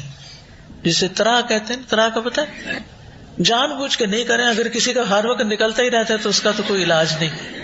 کیونکہ کچھ لوگ اپنی دنیا میں اتنے خیالوں میں گم ہوتے ہیں کہ وہ چھوٹی سی آہٹ پر بھی چونک اٹھتے ہیں کہ بس میں نہیں ہوتا، مجھ سے بھی ہو سکتا، کسی سے بھی ہو سکتا ہے، لیکن یہ کہ ہم کسی کے لیے سبب نہ بنے. جب کسی کے گھر جاتے ہیں تو کیا کرنا چاہیے؟ جا کے دروازہ ناک کرنا چاہیے، بیل بجانی چاہیے، سلام کرنا چاہیے. کچھ لوگ ہیں نہ بیل بجاتے ہیں، نہ دروازہ ناک کرتے ہیں، نہ سلام کرتے ہیں. اللہ کے بندے چپ کر کے چلے آتے ہیں. پتہ نہیں کیسا دین ہے یہ. تو گھر میں کسی کا اچانک طرح نکل سکتا ہے کہ پتہ نہیں کون آ گئے، اور خاص طور پر اگر آپ نے کالا گاؤن پہن رکھا ہو. پھر اسی طرح یہ کہ اپنی جان کو قتل کرنا بھی حرام ہے. رسول اللہ صلی اللہ علیہ وسلم نے فرمایا پہلے زمانے میں ایک شخص کے ہاتھ میں زخم ہو گیا تھا اور اسے اس سے بڑی تکلیف تھی. آخر اس نے چھری سے اپنا ہاتھ کاٹ لیا. اس کے نتیجے میں اس کا خون بہنے لگا اور وہ اسی سے مر گیا. تو اللہ تعالیٰ نے فرمایا میرے بندے نے خود میرے پاس آنے میں جلدی کی، اس لیے میں نے بھی جنت کو اس پر حرام کر دیا. تو خودکشی حرام ہے، انسان اپنے اوپر جنت کو حرام کر لیتا ہے. اور جس چیز سے انسان خودکشی کرتا ہے، جس طریقے سے، وہ جہنم میں وہ بھی سزا ساتھ ساتھ ملتی رہے گی. نبی صلی اللہ علیہ وسلم فرمایا، صحیح مسلم کی روایت ہے، جو شخص جس چیز کے ذریعے دنیا میں خودکشی کرے گا تو قیامت کے دن اس کو اسی چیز سے عذاب دیا جائے گا. دوسری حدیث میں مسند احمد کی، جو شخص خود کو کسی چیز سے مارے گا یا ذبح کرے گا اللہ اس کو جہنم کی آگ میں اسی طرح ذبح کرے گا. استغفر اللہ. ایک اور روایت میں، جس نے اپنے آپ کو کسی لوہے سے قتل کیا وہ قیامت کے دن اس طرح آئے گا کہ لوہا اس کے ہاتھ میں ہوگا اور اسے اپنے پیٹ میں مار رہا ہوگا اور جہنم میں ہمیشہ ہمیشہ رہے گا. جو آدمی زہر پی کر خودکشی کرے گا اس کے ہاتھ میں ہمیشہ زہر ہوگا اور وہ اسے جہنم میں قطرہ قطرہ پیتا رہے گا. استغفر اللہ. چھوٹا سا پیمفلیٹ اس پہ بننا چاہیے اور ماس اسکیل پر اس کی ڈسٹریبیوشن ہونی چاہیے کہ خودکشی حرام ہے. لوگوں کو پتہ ہی نہیں ہے، کھیل تماشا بنایا ہوا ہے کہ خودکشی. 13 سالہ لڑکے نے بالوں کی کٹنگ پہ خودکشی کر لی، یعنی ایسے کھیل بنایا ہوا. اس پہ ضرور وسیع پیمانے پہ لوگوں کو ایجوکیٹ کرنا چاہیے. تو قتل بہت بڑا جرم ہے، لیکن جب ہم قتل کی خبر سنتے ہیں، اخباریں پڑھتے ہیں، تو ہم کہتے ہیں کہ ہم نے تو نہیں جرم کیا، یا ہمارا اس سے کیا تعلق. کوئی ہے اے بی سی، ہم نہیں جانتے کون ہے کون، یعنی اس سے لا تعلق ہو جاتے ہیں. لیکن یہ ہے کہ کیا ہم اسے لا تعلق ہو سکتے ہیں جب معاشرے کے اندر اتنا ظلم ہو رہا ہو سکتے ہیں لا تعلق. اسی طرح جب ہم کسی کی عزت کا قتل کرتے ہیں غیبت کر کے، تو کیا خیال ہے وہ نقصان دہ نہیں؟ اس کا کوئی نقصان اس شخص کو نہیں پہنچتا. جب ہم کسی سے حسد کرتے ہیں تو اس کا کوئی نقصان کسی کو پہنچتا ہے؟ قتل کہیں بھی ہو پورا معاشرہ متاثر ہوتا ہے. غیبت ایک شخص کر رہا ہوتا ہے، 10 سن رہے ہوتے ہیں، دوسرے شخص کی عزت کا قتل ہو جاتا ہے، اس کی ریپوٹیشن خراب ہو جاتی ہے. اسی طرح حسد کرنے والا ایک نہیں کئی گناہ کر دیتا، حتیٰ کہ قتل بھی جائز کر لیتا اپنے، تب بات لہو نفسہ، قتل اخی ہی ہو جاتا ہے. بنی اسرائیل نے نبی صلی اللہ علیہ وسلم کی نبوت کو کیوں نہیں مانا تھا؟ حسد کی بنا پر. اللہ کی تقسیم پہ اعتراض تھا. کوئی نقصان ہوا اس کا؟ ہوا کوئی نقصان؟ بہت سے لوگ دین کی طرف آنے سے اس لیے رک گئے کہ وہ کہتے تھے کہ یہ تو اہل کتاب ہیں، یہ تو کتاب جانتے ہیں، یہ تو بہت ریلیجس پیپل ہیں، یہ اگر نہیں محمد صلی اللہ علیہ وسلم کو مان رہے تو ہم کیوں مانیں. اسی لیے اللہ کے واسطے یہ جو مذہب کی بنیاد پر، دین کی بنیاد پر آپس کی خانہ جنگی ہے نا، اس سے پرہیز کریں. آپ کو اس لیے خاص طور پہ کہہ رہی ہوں کہ آپ سب دین پڑھنے پڑھانے والے لوگ ہیں. جب دین والے دین والوں کے خلاف تقریریں کرنے لگتے ہیں، چاہے وہ کوئی بھی ہو، تو اس کا نقصان کیا ہوتا ہے؟ لوگ کس سے متنفر ہوتے ہیں؟ دین سے. اور آپ دین سے روکنے والے بن جاتے ہیں. یصدون عن سبیل اللہ. عام بندوں کی غیبت بھی حرام ہے، لیکن لحوم العلماء مسمومۃ، عربی کا ایک محاورہ کہ جو علماء کے لحوم، لحم یعنی گوشت ہوتے ہیں، وہ زہریلے ہوتے ہیں، وہ کھاؤ گے تو مر جاؤ گے. عام بندوں کا گوشت تو کھا رہے ہیں آپ، ان کے کھائے تو مرو گے. زہریلا گوشت کھانے سے کیا ہوتا ہے؟ یعنی ان کی غیبت سے سخت نقصان پہنچتا ہے. کس کو؟ دین کو.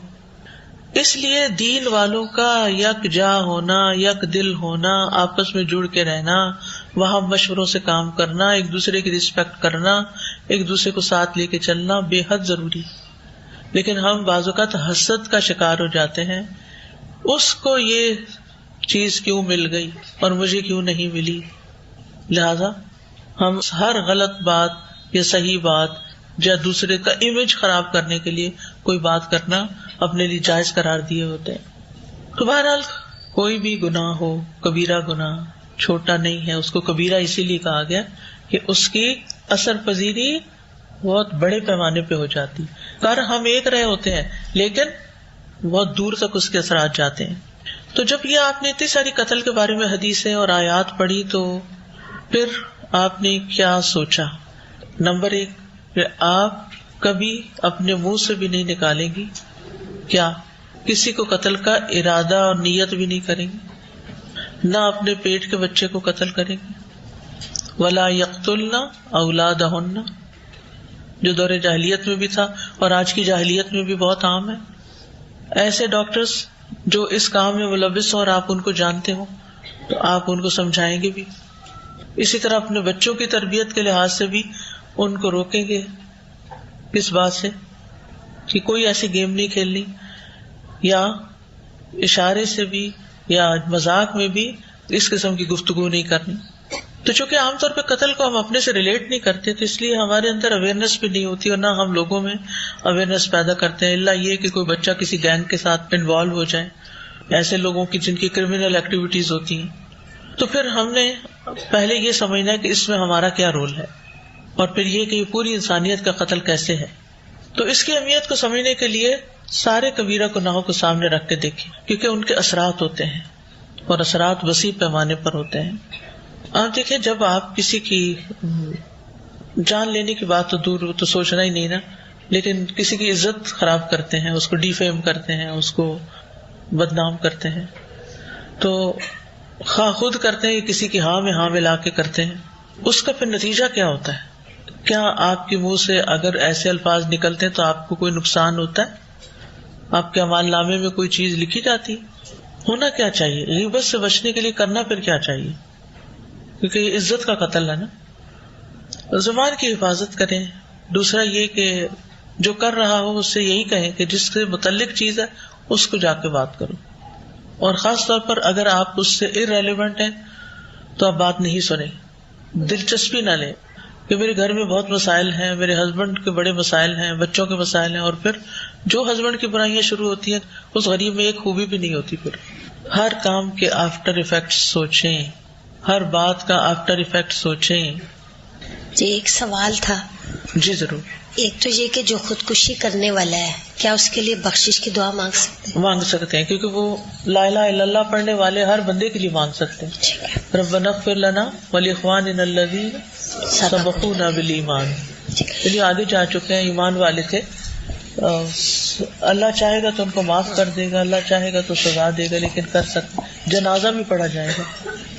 ایک اور یہ تھا کہ بعض اوقات یہ ہوتا ہے کہ کوئی شخص مثلا غلط کام کر رہا ہوتا ہے اور وہ نہیں سمجھانے سے باز آ رہا ہے، یا مطلب بہت اس کی کچھ اس ٹائم تو ضد میں آ گیا، یا یہ کہ وہ نہیں مثلا اس سے نکل رہا، تو اب جو اس کے ارد گرد رہنے والے ہیں وہ اس کے بارے میں پریشان ہیں اور وہ سوچتے ہیں نکلے یا، لیکن وہ نہیں نکل رہا.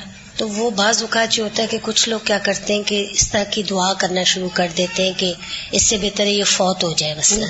تو کیا ایسی دعا کر سکتا ہے؟ ہدایت کی دعا کرنی چاہیے. اور ایک اور یہ کہ وجوہات معلوم کرنی چاہیے کہ وہ کیوں کیا رہا ہے. وآخر دعوانا ان الحمد للہ رب العالمین. یا حی یا قیوم برحمتک نستغیث ربنا ظلمنا انفسنا وان لم تغفر لنا وترحمنا لنكونن من الخاسرین. ربنا اغفر لنا ذنوبنا واسرافنا في امرنا وثبت اقدامنا وانصرنا على القوم الكافرین. ربنا اغفر لنا ولاخواننا الذين سبقونا بالایمان ولا تجعل في قلوبنا غلا للذين آمنوا ربنا انك رؤوف رحیم. ربنا اننا سمعنا منادیا ينادي للایمان ان آمنوا بربكم فآمنا ربنا فاغفر لنا ذنوبنا وكفر عنا سيئاتنا وتوفنا مع الابرار وتوفنا مع الابرار وتوفنا مع الابرار. سبحانك اللهم وبحمدك اشهد ان لا اله الا انت استغفرك واتوب اليك. السلام علیکم ورحمۃ اللہ وبرکاتہ. فاقصص القصص لعلهم يتفكرون. جی جناب، رب اشرح لی صدری ویسر لی امری واحلل عقدۃ من لسانی یفقہوا قولی. سبحان اللہ، کتنا خوبصورت لیسن تھا. اور اس کے اندر آج جب یہ آیت کمپلیٹ ہوئی ہے تو آپ نے نوٹ کیا ہوگا کہ اس کے اندر بہت ڈھیر سارے پریکٹیکل پوائنٹس تھے، بہت ڈھیر سارے پریکٹیکل پوائنٹس تھے. ہمارے پاس ٹائم جتنا بھی اللہ تعالیٰ ہمیں توفیق دیتے ہیں ہم اس حساب سے انشاءاللہ چھوٹا سا ایک جلدی سے کوئک سا ریویو کرتے ہیں. سب سے پہلی بات تو یہ کہ آپ بتانا شروع کریں کہ آج کے لیسن کے بعد آپ نے کوئی ایک پریکٹیکل پوائنٹ اپنے لیے لیا. اگر آپ لوگ ایک ایک بھی لیں گے تو آپ کو 15-20 تو ہو ہی جائیں گے. بتائیے کسی کو آج کے لیکچر کے اندر کوئی ایک پریکٹیکل پوائنٹ سمجھ آیا اپنے لیے؟ نہیں؟ الحمدللہ. Sister Fatima, be careful what you say. Alhamdulillah, Alhamdulillah. Teach my children about the depth of the murder and the suicide. That's right. Alhamdulillah. And Sister Wahida کہتی ہیں کہ حنات نہیں کرنی. حنات نہیں کرنی. I'm sorry، میں اس کو سمجھ نہیں سکی. صحیح، بدگمانی سے ہے بچنا ہے، غیبت نہیں کرنی ہے. اچھا، غیبت نہیں کرنی. الحمدللہ الحمدللہ. اور اصلاح سے جو ہے بالکل اصلاح سے جو ہے وہ اسلحے سے اشارہ جو ہے وہ بالکل نہیں کرنا ہے. یہ بھی بالکل صحیح بات ہے. الحمدللہ. اور مسلمان کی حرمت ہے. اللہم بارک. بالکل جی، بالکل ایسے ہی ہے. سبحان اللہ. میں آپ کے ساتھ نبی کریم صلی اللہ علیہ وآلہ وسلم کی ایک حدیث شیئر کرتی ہوں. صحیح بخاری میں ہے کہ آپ صلی اللہ علیہ وآلہ وسلم نے فرمایا ایک ایسا وقت بھی آئے گا جب علم اٹھا لیا جائے گا، جہالت اور فتنے پھیل جائیں گے اور حرج بڑھ جائے گا. آپ صلی اللہ علیہ وآلہ وسلم سے پوچھا گیا اے اللہ کے رسول، یہ حرج کیا ہے؟ آپ صلی اللہ علیہ وآلہ وسلم نے فرمایا اس طرح گویا کہ آپ نے اس سے مراد بتایا قتل ہے. تو سبحان اللہ، قیامت کی مائنر نشانیوں میں سے، کیونکہ قیامت کی میجر اور مائنر دونوں نشانیاں ہیں، اور قیامت کی مائنر نشانیوں میں سے ایک نشانی یہی ہے کہ قتل جو ہے وہ عام ہو جائے گا. اور سب سے بڑی بات یہ کہ جو ہمارے ذہن کے اندر قتل کا ایک کانسیپٹ ہے وہ یہ ہے کہ کسی کو جان سے مار دینا، لیکن واقعی ہم اس بات کو نہیں سمجھتے کہ ایک قتل جو ہے وہ اخلاقیات کا قتل بھی ہوتا ہے. جب ہم اپنی زبان سے کسی کو ہرٹ کرتے ہیں، کسی کی روح کو زخمی کرتے ہیں، کسی کی غیبت کر کے اس کی عزت کا جنازہ نکال دیتے ہیں، اور کسی کے بارے میں کسی کو اتنا زیادہ ڈیفیم کرنے کی کوشش کرتے ہیں کہ وہ بیچارہ سوسائٹی میں اور مطلب موو اراؤنڈ کرنے کے لیے اس کو جو ہے وہ مسئلہ ہو جاتا ہے. تو یہ بہت ہی آپ کہہ لیں کہ ایک ڈفرینٹ پہلو تھا آج جو یہ دیکھنے میں ملا کہ بیسیکلی ہم لوگوں نے جو ہے نا اپنی زبان کے استعمال کو، اپنے تمام رویوں کو دیکھنا ہے، کیونکہ ہم یہ سارے کے سارے گناہ کے کام ہیں اصل میں. اور آپ یہ دیکھیے کہ ان کا ہماری روح کے اوپر بہت برا اثر ہوتا ہے. اور ہر گناہ کا کام، بھلے وہ اب غیبت ہے، بھلے وہ جھوٹ ہے، بھلے وہ چغلی ہے، جس بھی طرح کی ہم ایسی حرکتیں کرتے ہیں تو اس سے کیا ہوتا ہے کہ ہمارے دل کے اوپر واقعی سیاہ نقطہ لگتا ہے. اور مجھے یاد ہے کہ ہم جب چھوٹے ہوتے تھے تو ہمارے پیرنٹس ہمیں بتاتے تھے کہ جھوٹ بولو گے نا تو زبان پہ بلیک ڈاٹ آ جائے گا. اینڈ بلیو می اور ناٹ، ہمارے وہ اتنے سادے وقت تھے کہ ہم تب سے لے کر اب تک یہ سمجھتے ہیں واقعی کہ ہاں زبان پہ شاید ایک بلیک ڈاٹ آ جائے گا، اور ہم ڈرتے تھے جھوٹ بولتے ہوئے. اور ہمیں یہ ڈر بھی لگتا تھا کہ اگر ہم پکڑے گئے، جھوٹ کھل گیا تو کیا ہو جائے گا. تو الحمدللہ الحمدللہ ایمان کی بات ہے، ہمارے پیرنٹس نے ہمارے ٹیچرز نے ہماری اتنی اچھی یہ چیزیں ہمارے ذہنوں میں بٹھائی ہیں. لیکن سیڈلی ہوتا یہ ہے کہ جیسے جیسے ہم بڑے ہوتے ہیں نا ویسے ویسے وہ اگر ہمیں ریمائنڈرز نہیں مل رہے ہوتے تو ہم ایسی چیزوں کے اندر آ جاتے ہیں کہ سبحان اللہ ہم بھولنا شروع جاتے ہیں، اور پھر ہم اس قسم کے کاموں میں اور اس طرح کی چیزوں کے اندر انوالو ہو جاتے ہیں جب تک کہ ہمیں کوئی ہاتھ پکڑ کے یاد نہیں کراتا کہ یار یہ تو نہیں کرنا چاہیے تھا، یہ تو ٹھیک نہیں ہے. اور اسپیشلی پھر قرآن کی کلاس کے ساتھ جب جڑ جائیں تو اللہ کی رحمت اس سے بڑی اور کیا ہوگی کہ جب ہم آنا شروع کرتے ہیں اور پھر ہمیں اپنے پچھلے بھولے ہوئے لیسنز یاد آتے ہیں اور پھر ہم خیال کرتے ہیں کہ نہیں، پچھلی زندگی میں تو بہت سے ایسے کام ہو گئے، ان کو تو صحیح کرنا بہت ضروری تھا. اور جیسے سسٹر فاطمہ نے لکھا ہے کہ واقعی ہمیں ایسے لگتا تھا کہ اگر ہم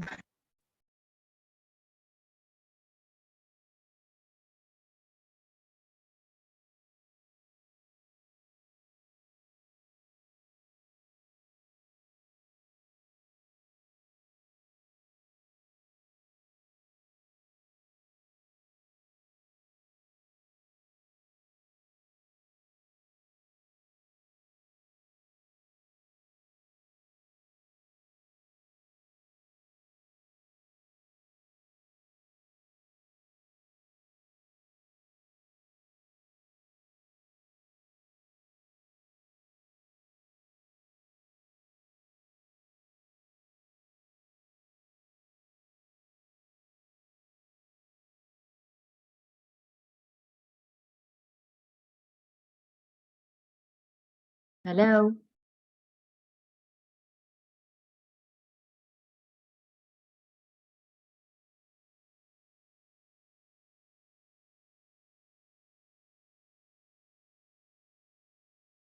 अल्हम्दुलिल्लाह। जैसे फातिमा ने कहा, मैं भी अपने मोबाइल से जो है वो ऑन करने लगी थी, क्योंकि मुझे तो नहीं समझ में आई कि आवाज़ क्यों नहीं आ रही है।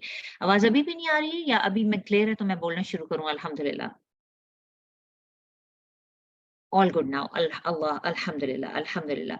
तो बस बात हम कर रहे थे आज के लेसन के रिव्यू के हवाले से। तो एक तो ये कि बुराइयों से जो है वो बचना है, और ये जो बीमारियां और ये जो गुनाह है ना, ये बेसिकली हमारे दिल को खराब कर देते हैं और हमारे दिल को मैला कर देते हैं और हमारे दिल के ऊपर जंग लगना शुरू हो जाता है और हमारा दिल ब्लैक होना शुरू हो जाता है। इससे हमारी रूह भारी हो जाती है। आप ये देखिए, हमारे अंदर पॉजिटिविटी खत्म होना शुरू हो जाती है, हमारे आसपास सारी की सारी नेगेटिव वाइब्स होना शुरू हो जाती हैं, और ये चीजें जो हैं ये ठीक नहीं है। और मुसलमान का तो मामला जो है, और वो कल्ब सलीम का होना और दिल का चमकदार होना और अल्लाह के आगे चमकदार के दिल के साथ हुजूरी होना, इन सब चीजों के लिए जरूरी है कि हम अपने आप को गुनाहों से दूर करें, सगीरा कबीरा दोनों तरह के गुनाहों से दूर करें। आप देखें कि नबी करीम सल्लल्लाहु अलैहि वसल्लम की बहुत खूबसूरत हदीस, बहुत जामे हदीस है कि तौबा करने वाला ऐसा है जैसे उसने कभी गुनाह किया ही नहीं। तो हमारे पास, जब तक कि हमारे पास डेथ नहीं है हमारी, तो हमारे पास तौबा का दरवाजा खुला है। जरूरत इस बात की है कि हम इस बात की नीयत करें, हम इस बात का इरादा करें कि हमें गुनाह छोड़ने हैं, हमें अपने इन गुनाहों से अपने आप को जो है ना वो पाक करना है। हमने इस सारी की सारी नेगेटिव इमोशन से जो है वो हमने दूर जाना है। देखें कितनी खूबसूरत खूबसूरत बातें हमें पता चली कि आप देखें कि खाना काबा से भी ज्यादा बड़ी हुर्मत नबी करीम सल्लल्लाहु अलैहि वसल्लम बताई है इंसानी जान की। इंसान के खून की हुर्मत है, उसके माल की हुर्मत है, उसकी इज्जत की हुर्मत है। तो बहुत जरूरी है कि हम अपने हर कदम को जो है ना वो बहुत फूंक फूंक के रखें और इसको देखें। फिर एक और चीज जो उस्ताजा ने, जहां से हमारा लेसन शुरू हुआ था, दैट वाज अबाउट कि हम कभी ऐसा होता है कि हम अपने आप को शायद उस तरह से नहीं देखते, लेकिन जब लोगों में से किसी की कोई गलत चीज देख लेते हैं, फर्ज करें हमें लगता है कि जी फलां बंदे ने गुनाह का ये काम कर दिया, और उसके बाद हम उस बंदे को बीमारी में देखते हैं या उस बंदे को किसी प्रॉब्लम में देखते हैं, तो हम फौरी तौर पे ये कमेंट दे देते हैं कि ये इसने फलां चीज इस वजह से की थी ना, तो इसलिए इसको सजा है। तो even we are nobody to से दीज थिंग्स। हमें ऐसी जजमेंटल भी नहीं होना और ऐसे कमेंट्स भी पास नहीं करने। इन चीजों से हमें बहुत एहतियात करनी चाहिए। फिर एक चीज जो और थी ना, वो भी बहुत इंपॉर्टेंट थी, और वो कल सिस्टर अफशीन के साथ भी डिस्कस हुई थी, और आज मैं फिर दोबारा इस बात का जिक्र करूंगी कि उस्ताजा ने वर्ड बोला था, मिन अजली दालिका, कि ये इस वजह से है, इस वजह से। तो आप ये देखें कि ये जुमला हमारी अपनी जिंदगियों में कितना ज्यादा रिलेट करता है। मैंने किसी जगह पे बहुत खूबसूरत पढ़ा था कि हम इंसानों का मामला भी ना बड़ा अजीब होता है। अपने मामलात और अपने केसेस के लिए तो हम फौरन वकील बन जाते हैं, और दूसरों के केसेस और मामलात के लिए हम फौरन जज बन जाते हैं। कि उनके लिए तो हम फौरी तौर पे एक जज बन के बता देते हैं ये ना जहन्नुम में जाएगा, इसकी नहीं बख्शिश होनी, इसने ना बिल्कुल ऐसे कर दिया। और अपने लिए अगर हमारे ये सब कुछ होता है तो अल्लाह अकबर, हम क्या बोलते हैं? हम फौरन बोलते हैं नहीं नहीं नहीं, हम इतने डिफेंसिव हो जाते हैं। हम फौरन बोलते हैं नहीं, असल में मेरे एक्शन जो था ना वो ये इस बात का रिएक्शन था, असल में मैंने इस वजह से किया था, मैंने इस वजह से किया था। तो सुभान अल्लाह, जो चीज हम अगर अपने लिए पसंद करते हैं तो हमें दूसरों के लिए भी उसी तरीके से उनको जो है ना अच्छे गुमान के साथ बेनिफिट ऑफ डाउट देना चाहिए, बजाय इसके कि हम फौरी तौर पे उनके ऊपर जो है ना वो इस किस्म के कमेंट्स जो हैं वो पास कर दें। फिर आप दूसरी एक चीज जो मुझे बहुत अच्छी लगी ना वो आज के उसमें, कि हमें स्किल्स सीखनी चाहिए।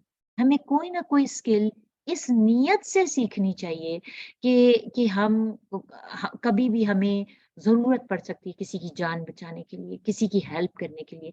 तो आप यकीन करें कि वो जो स्किल का सीखना है, उस काम का करना है, उस काम को सीखने के लिए जो वक्त और पैसा और जो सलाहियत आप लगा रहे हैं, वो भी आपके लिए इबादत बन जाती है। कैसे?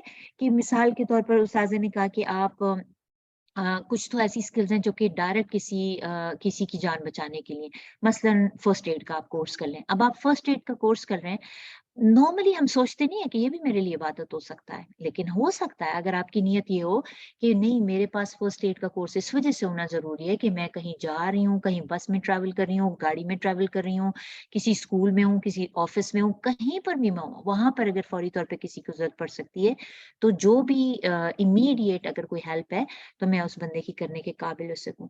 बिल्कुल इसी तरह से आप स्विमिंग इसी नीयत से सीख लें, आप खुद भी इसी नीयत से स्विमिंग सीख लें कि कभी शायद मैं कहीं गई हुई हूँ और मैं देखूँ कि कोई बच्चा गिर गया पानी में, किसी बड़े को ज़रूरत है, किसी का पैर स्लिप हो गया, तो मैं उनकी जो है वो हेल्प कर सकूँ। फिर आप काउंसलिंग का कोर्स जो है, वो इस वजह से, इस नीयत से सीख लें कि मेरे किसी मुसलमान बहन या भाई को जब कभी अगर कोई इस तरह का प्रॉब्लम है, वो मुश्किल हालात के अंदर है, तो मैं उसकी अच्छी काउंसलिंग कर सकूँ, मैं उसको अच्छे पॉजिटिव रास्ते दिखा सकूँ। बाज़ औक़ात कुछ लोगों के अंदर ये इनबिल्ट होती है ये चीज़ कि उनको अल्लाह ने ये सलाहियत दी होती है कि वो अच्छे से लोगों के साथ बात कर सकते हैं, लेकिन और बच्चों लोगों को समझा सकते हैं, पॉजिटिव उनको राह दिखा सकते हैं। लेकिन अदरवाइज़ जब आप इसको एक प्रॉपर इल्म समझ के करते हैं, तो आपके पास एक प्रोफ़ेशनल, आप कह लें टूल्स की तरह आपके पास ये चीज़ें आ जाती हैं कि आपको ये पता होता है कि आपने कैसे किसी की हेल्प करनी है। बिल्कुल इसी तरीके से एंगर मैनेजमेंट का कोर्स कर लें। फायर फाइटर्स का तो हम ऑस्ट्रेलिया में हम सब ने देखा ही है, बहुत सारे लोग वॉलंटियर कोर्स करते हैं, सिर्फ़ इस नियत से, ना सिर्फ़ ये कि उन्होंने अपने आप को गर्मियों के सीज़न में अगर आग लग जाए तो उन्होंने अपने आप को बचाना है, बल्कि उन्होंने ये भी होता है कि भई कम्युनिटी की हेल्प करनी है। तो सुभान अल्लाह, एज़ अ मुसलमान आप देखें, हमारा हमारा मज़हब कितना खूबसूरत है कि अगर हम इन सारे कामों के साथ अपनी नीयतों को अल्लाह के लिए कर लें, अपनी नीयतों को हम इबादत की उससे कर लें कि हमने ये इस वजह से करना है, तो हमारे ये काम, ये दुनियावी काम भी हमारी इबादतें बन जाएँगी। इससे ज़्यादा हमें और क्या चाहिए?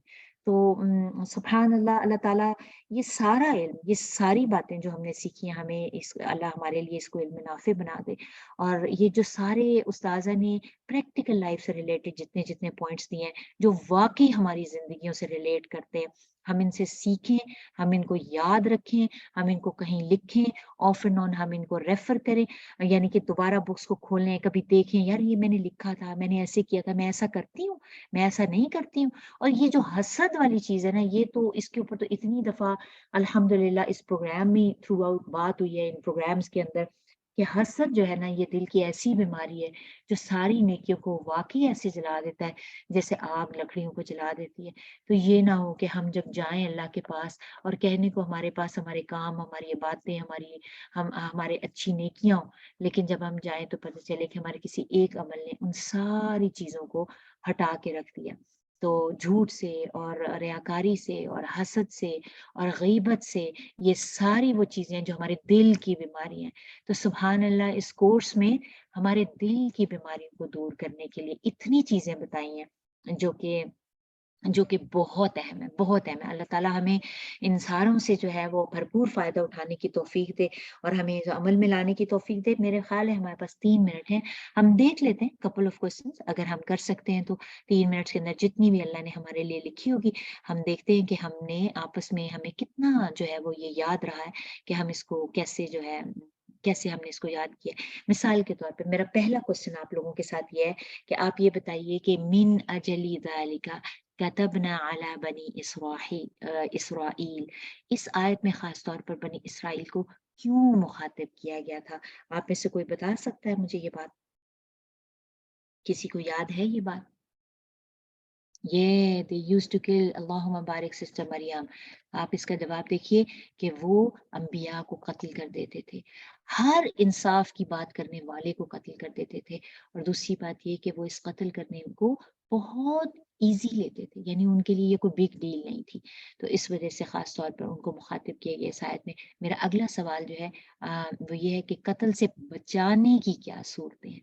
आपको याद है उस्ताज़ा ने हमें 3 तरह की सूरतें बताई थी कत्ल से बचाने की, और वो क्या-क्या थी?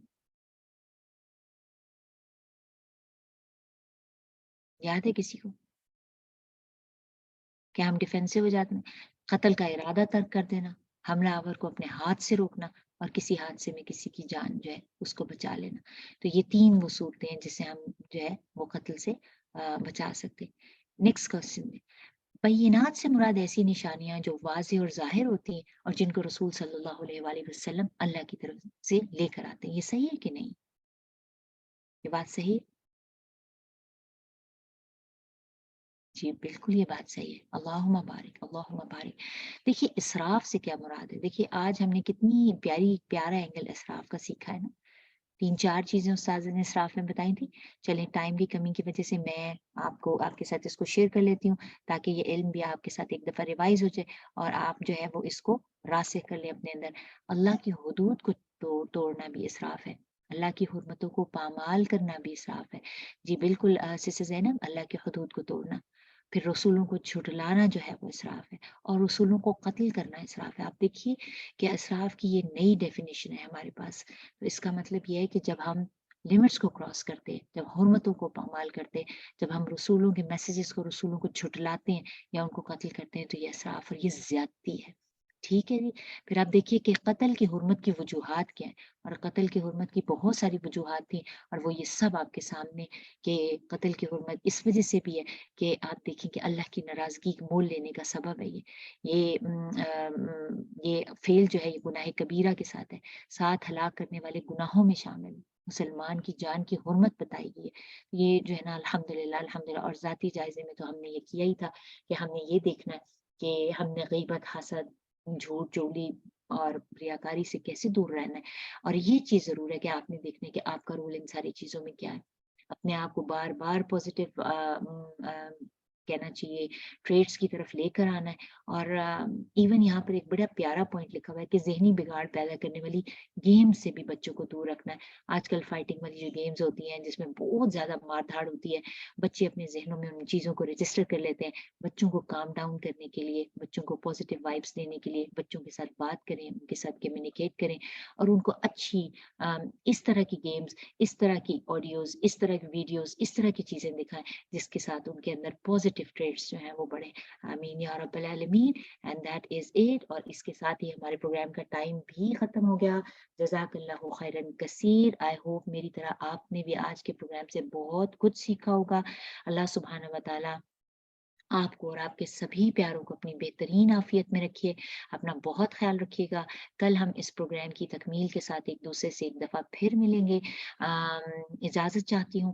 ربنا تقبل منا انك انت السميع العليم وتب علينا انك انت التواب الرحيم. سبحانك اللهم وبحمدك اشهد ان لا اله الا انت واستغفرك واتوب اليك. السلام علیکم ورحمۃ اللہ وبرکاتہ.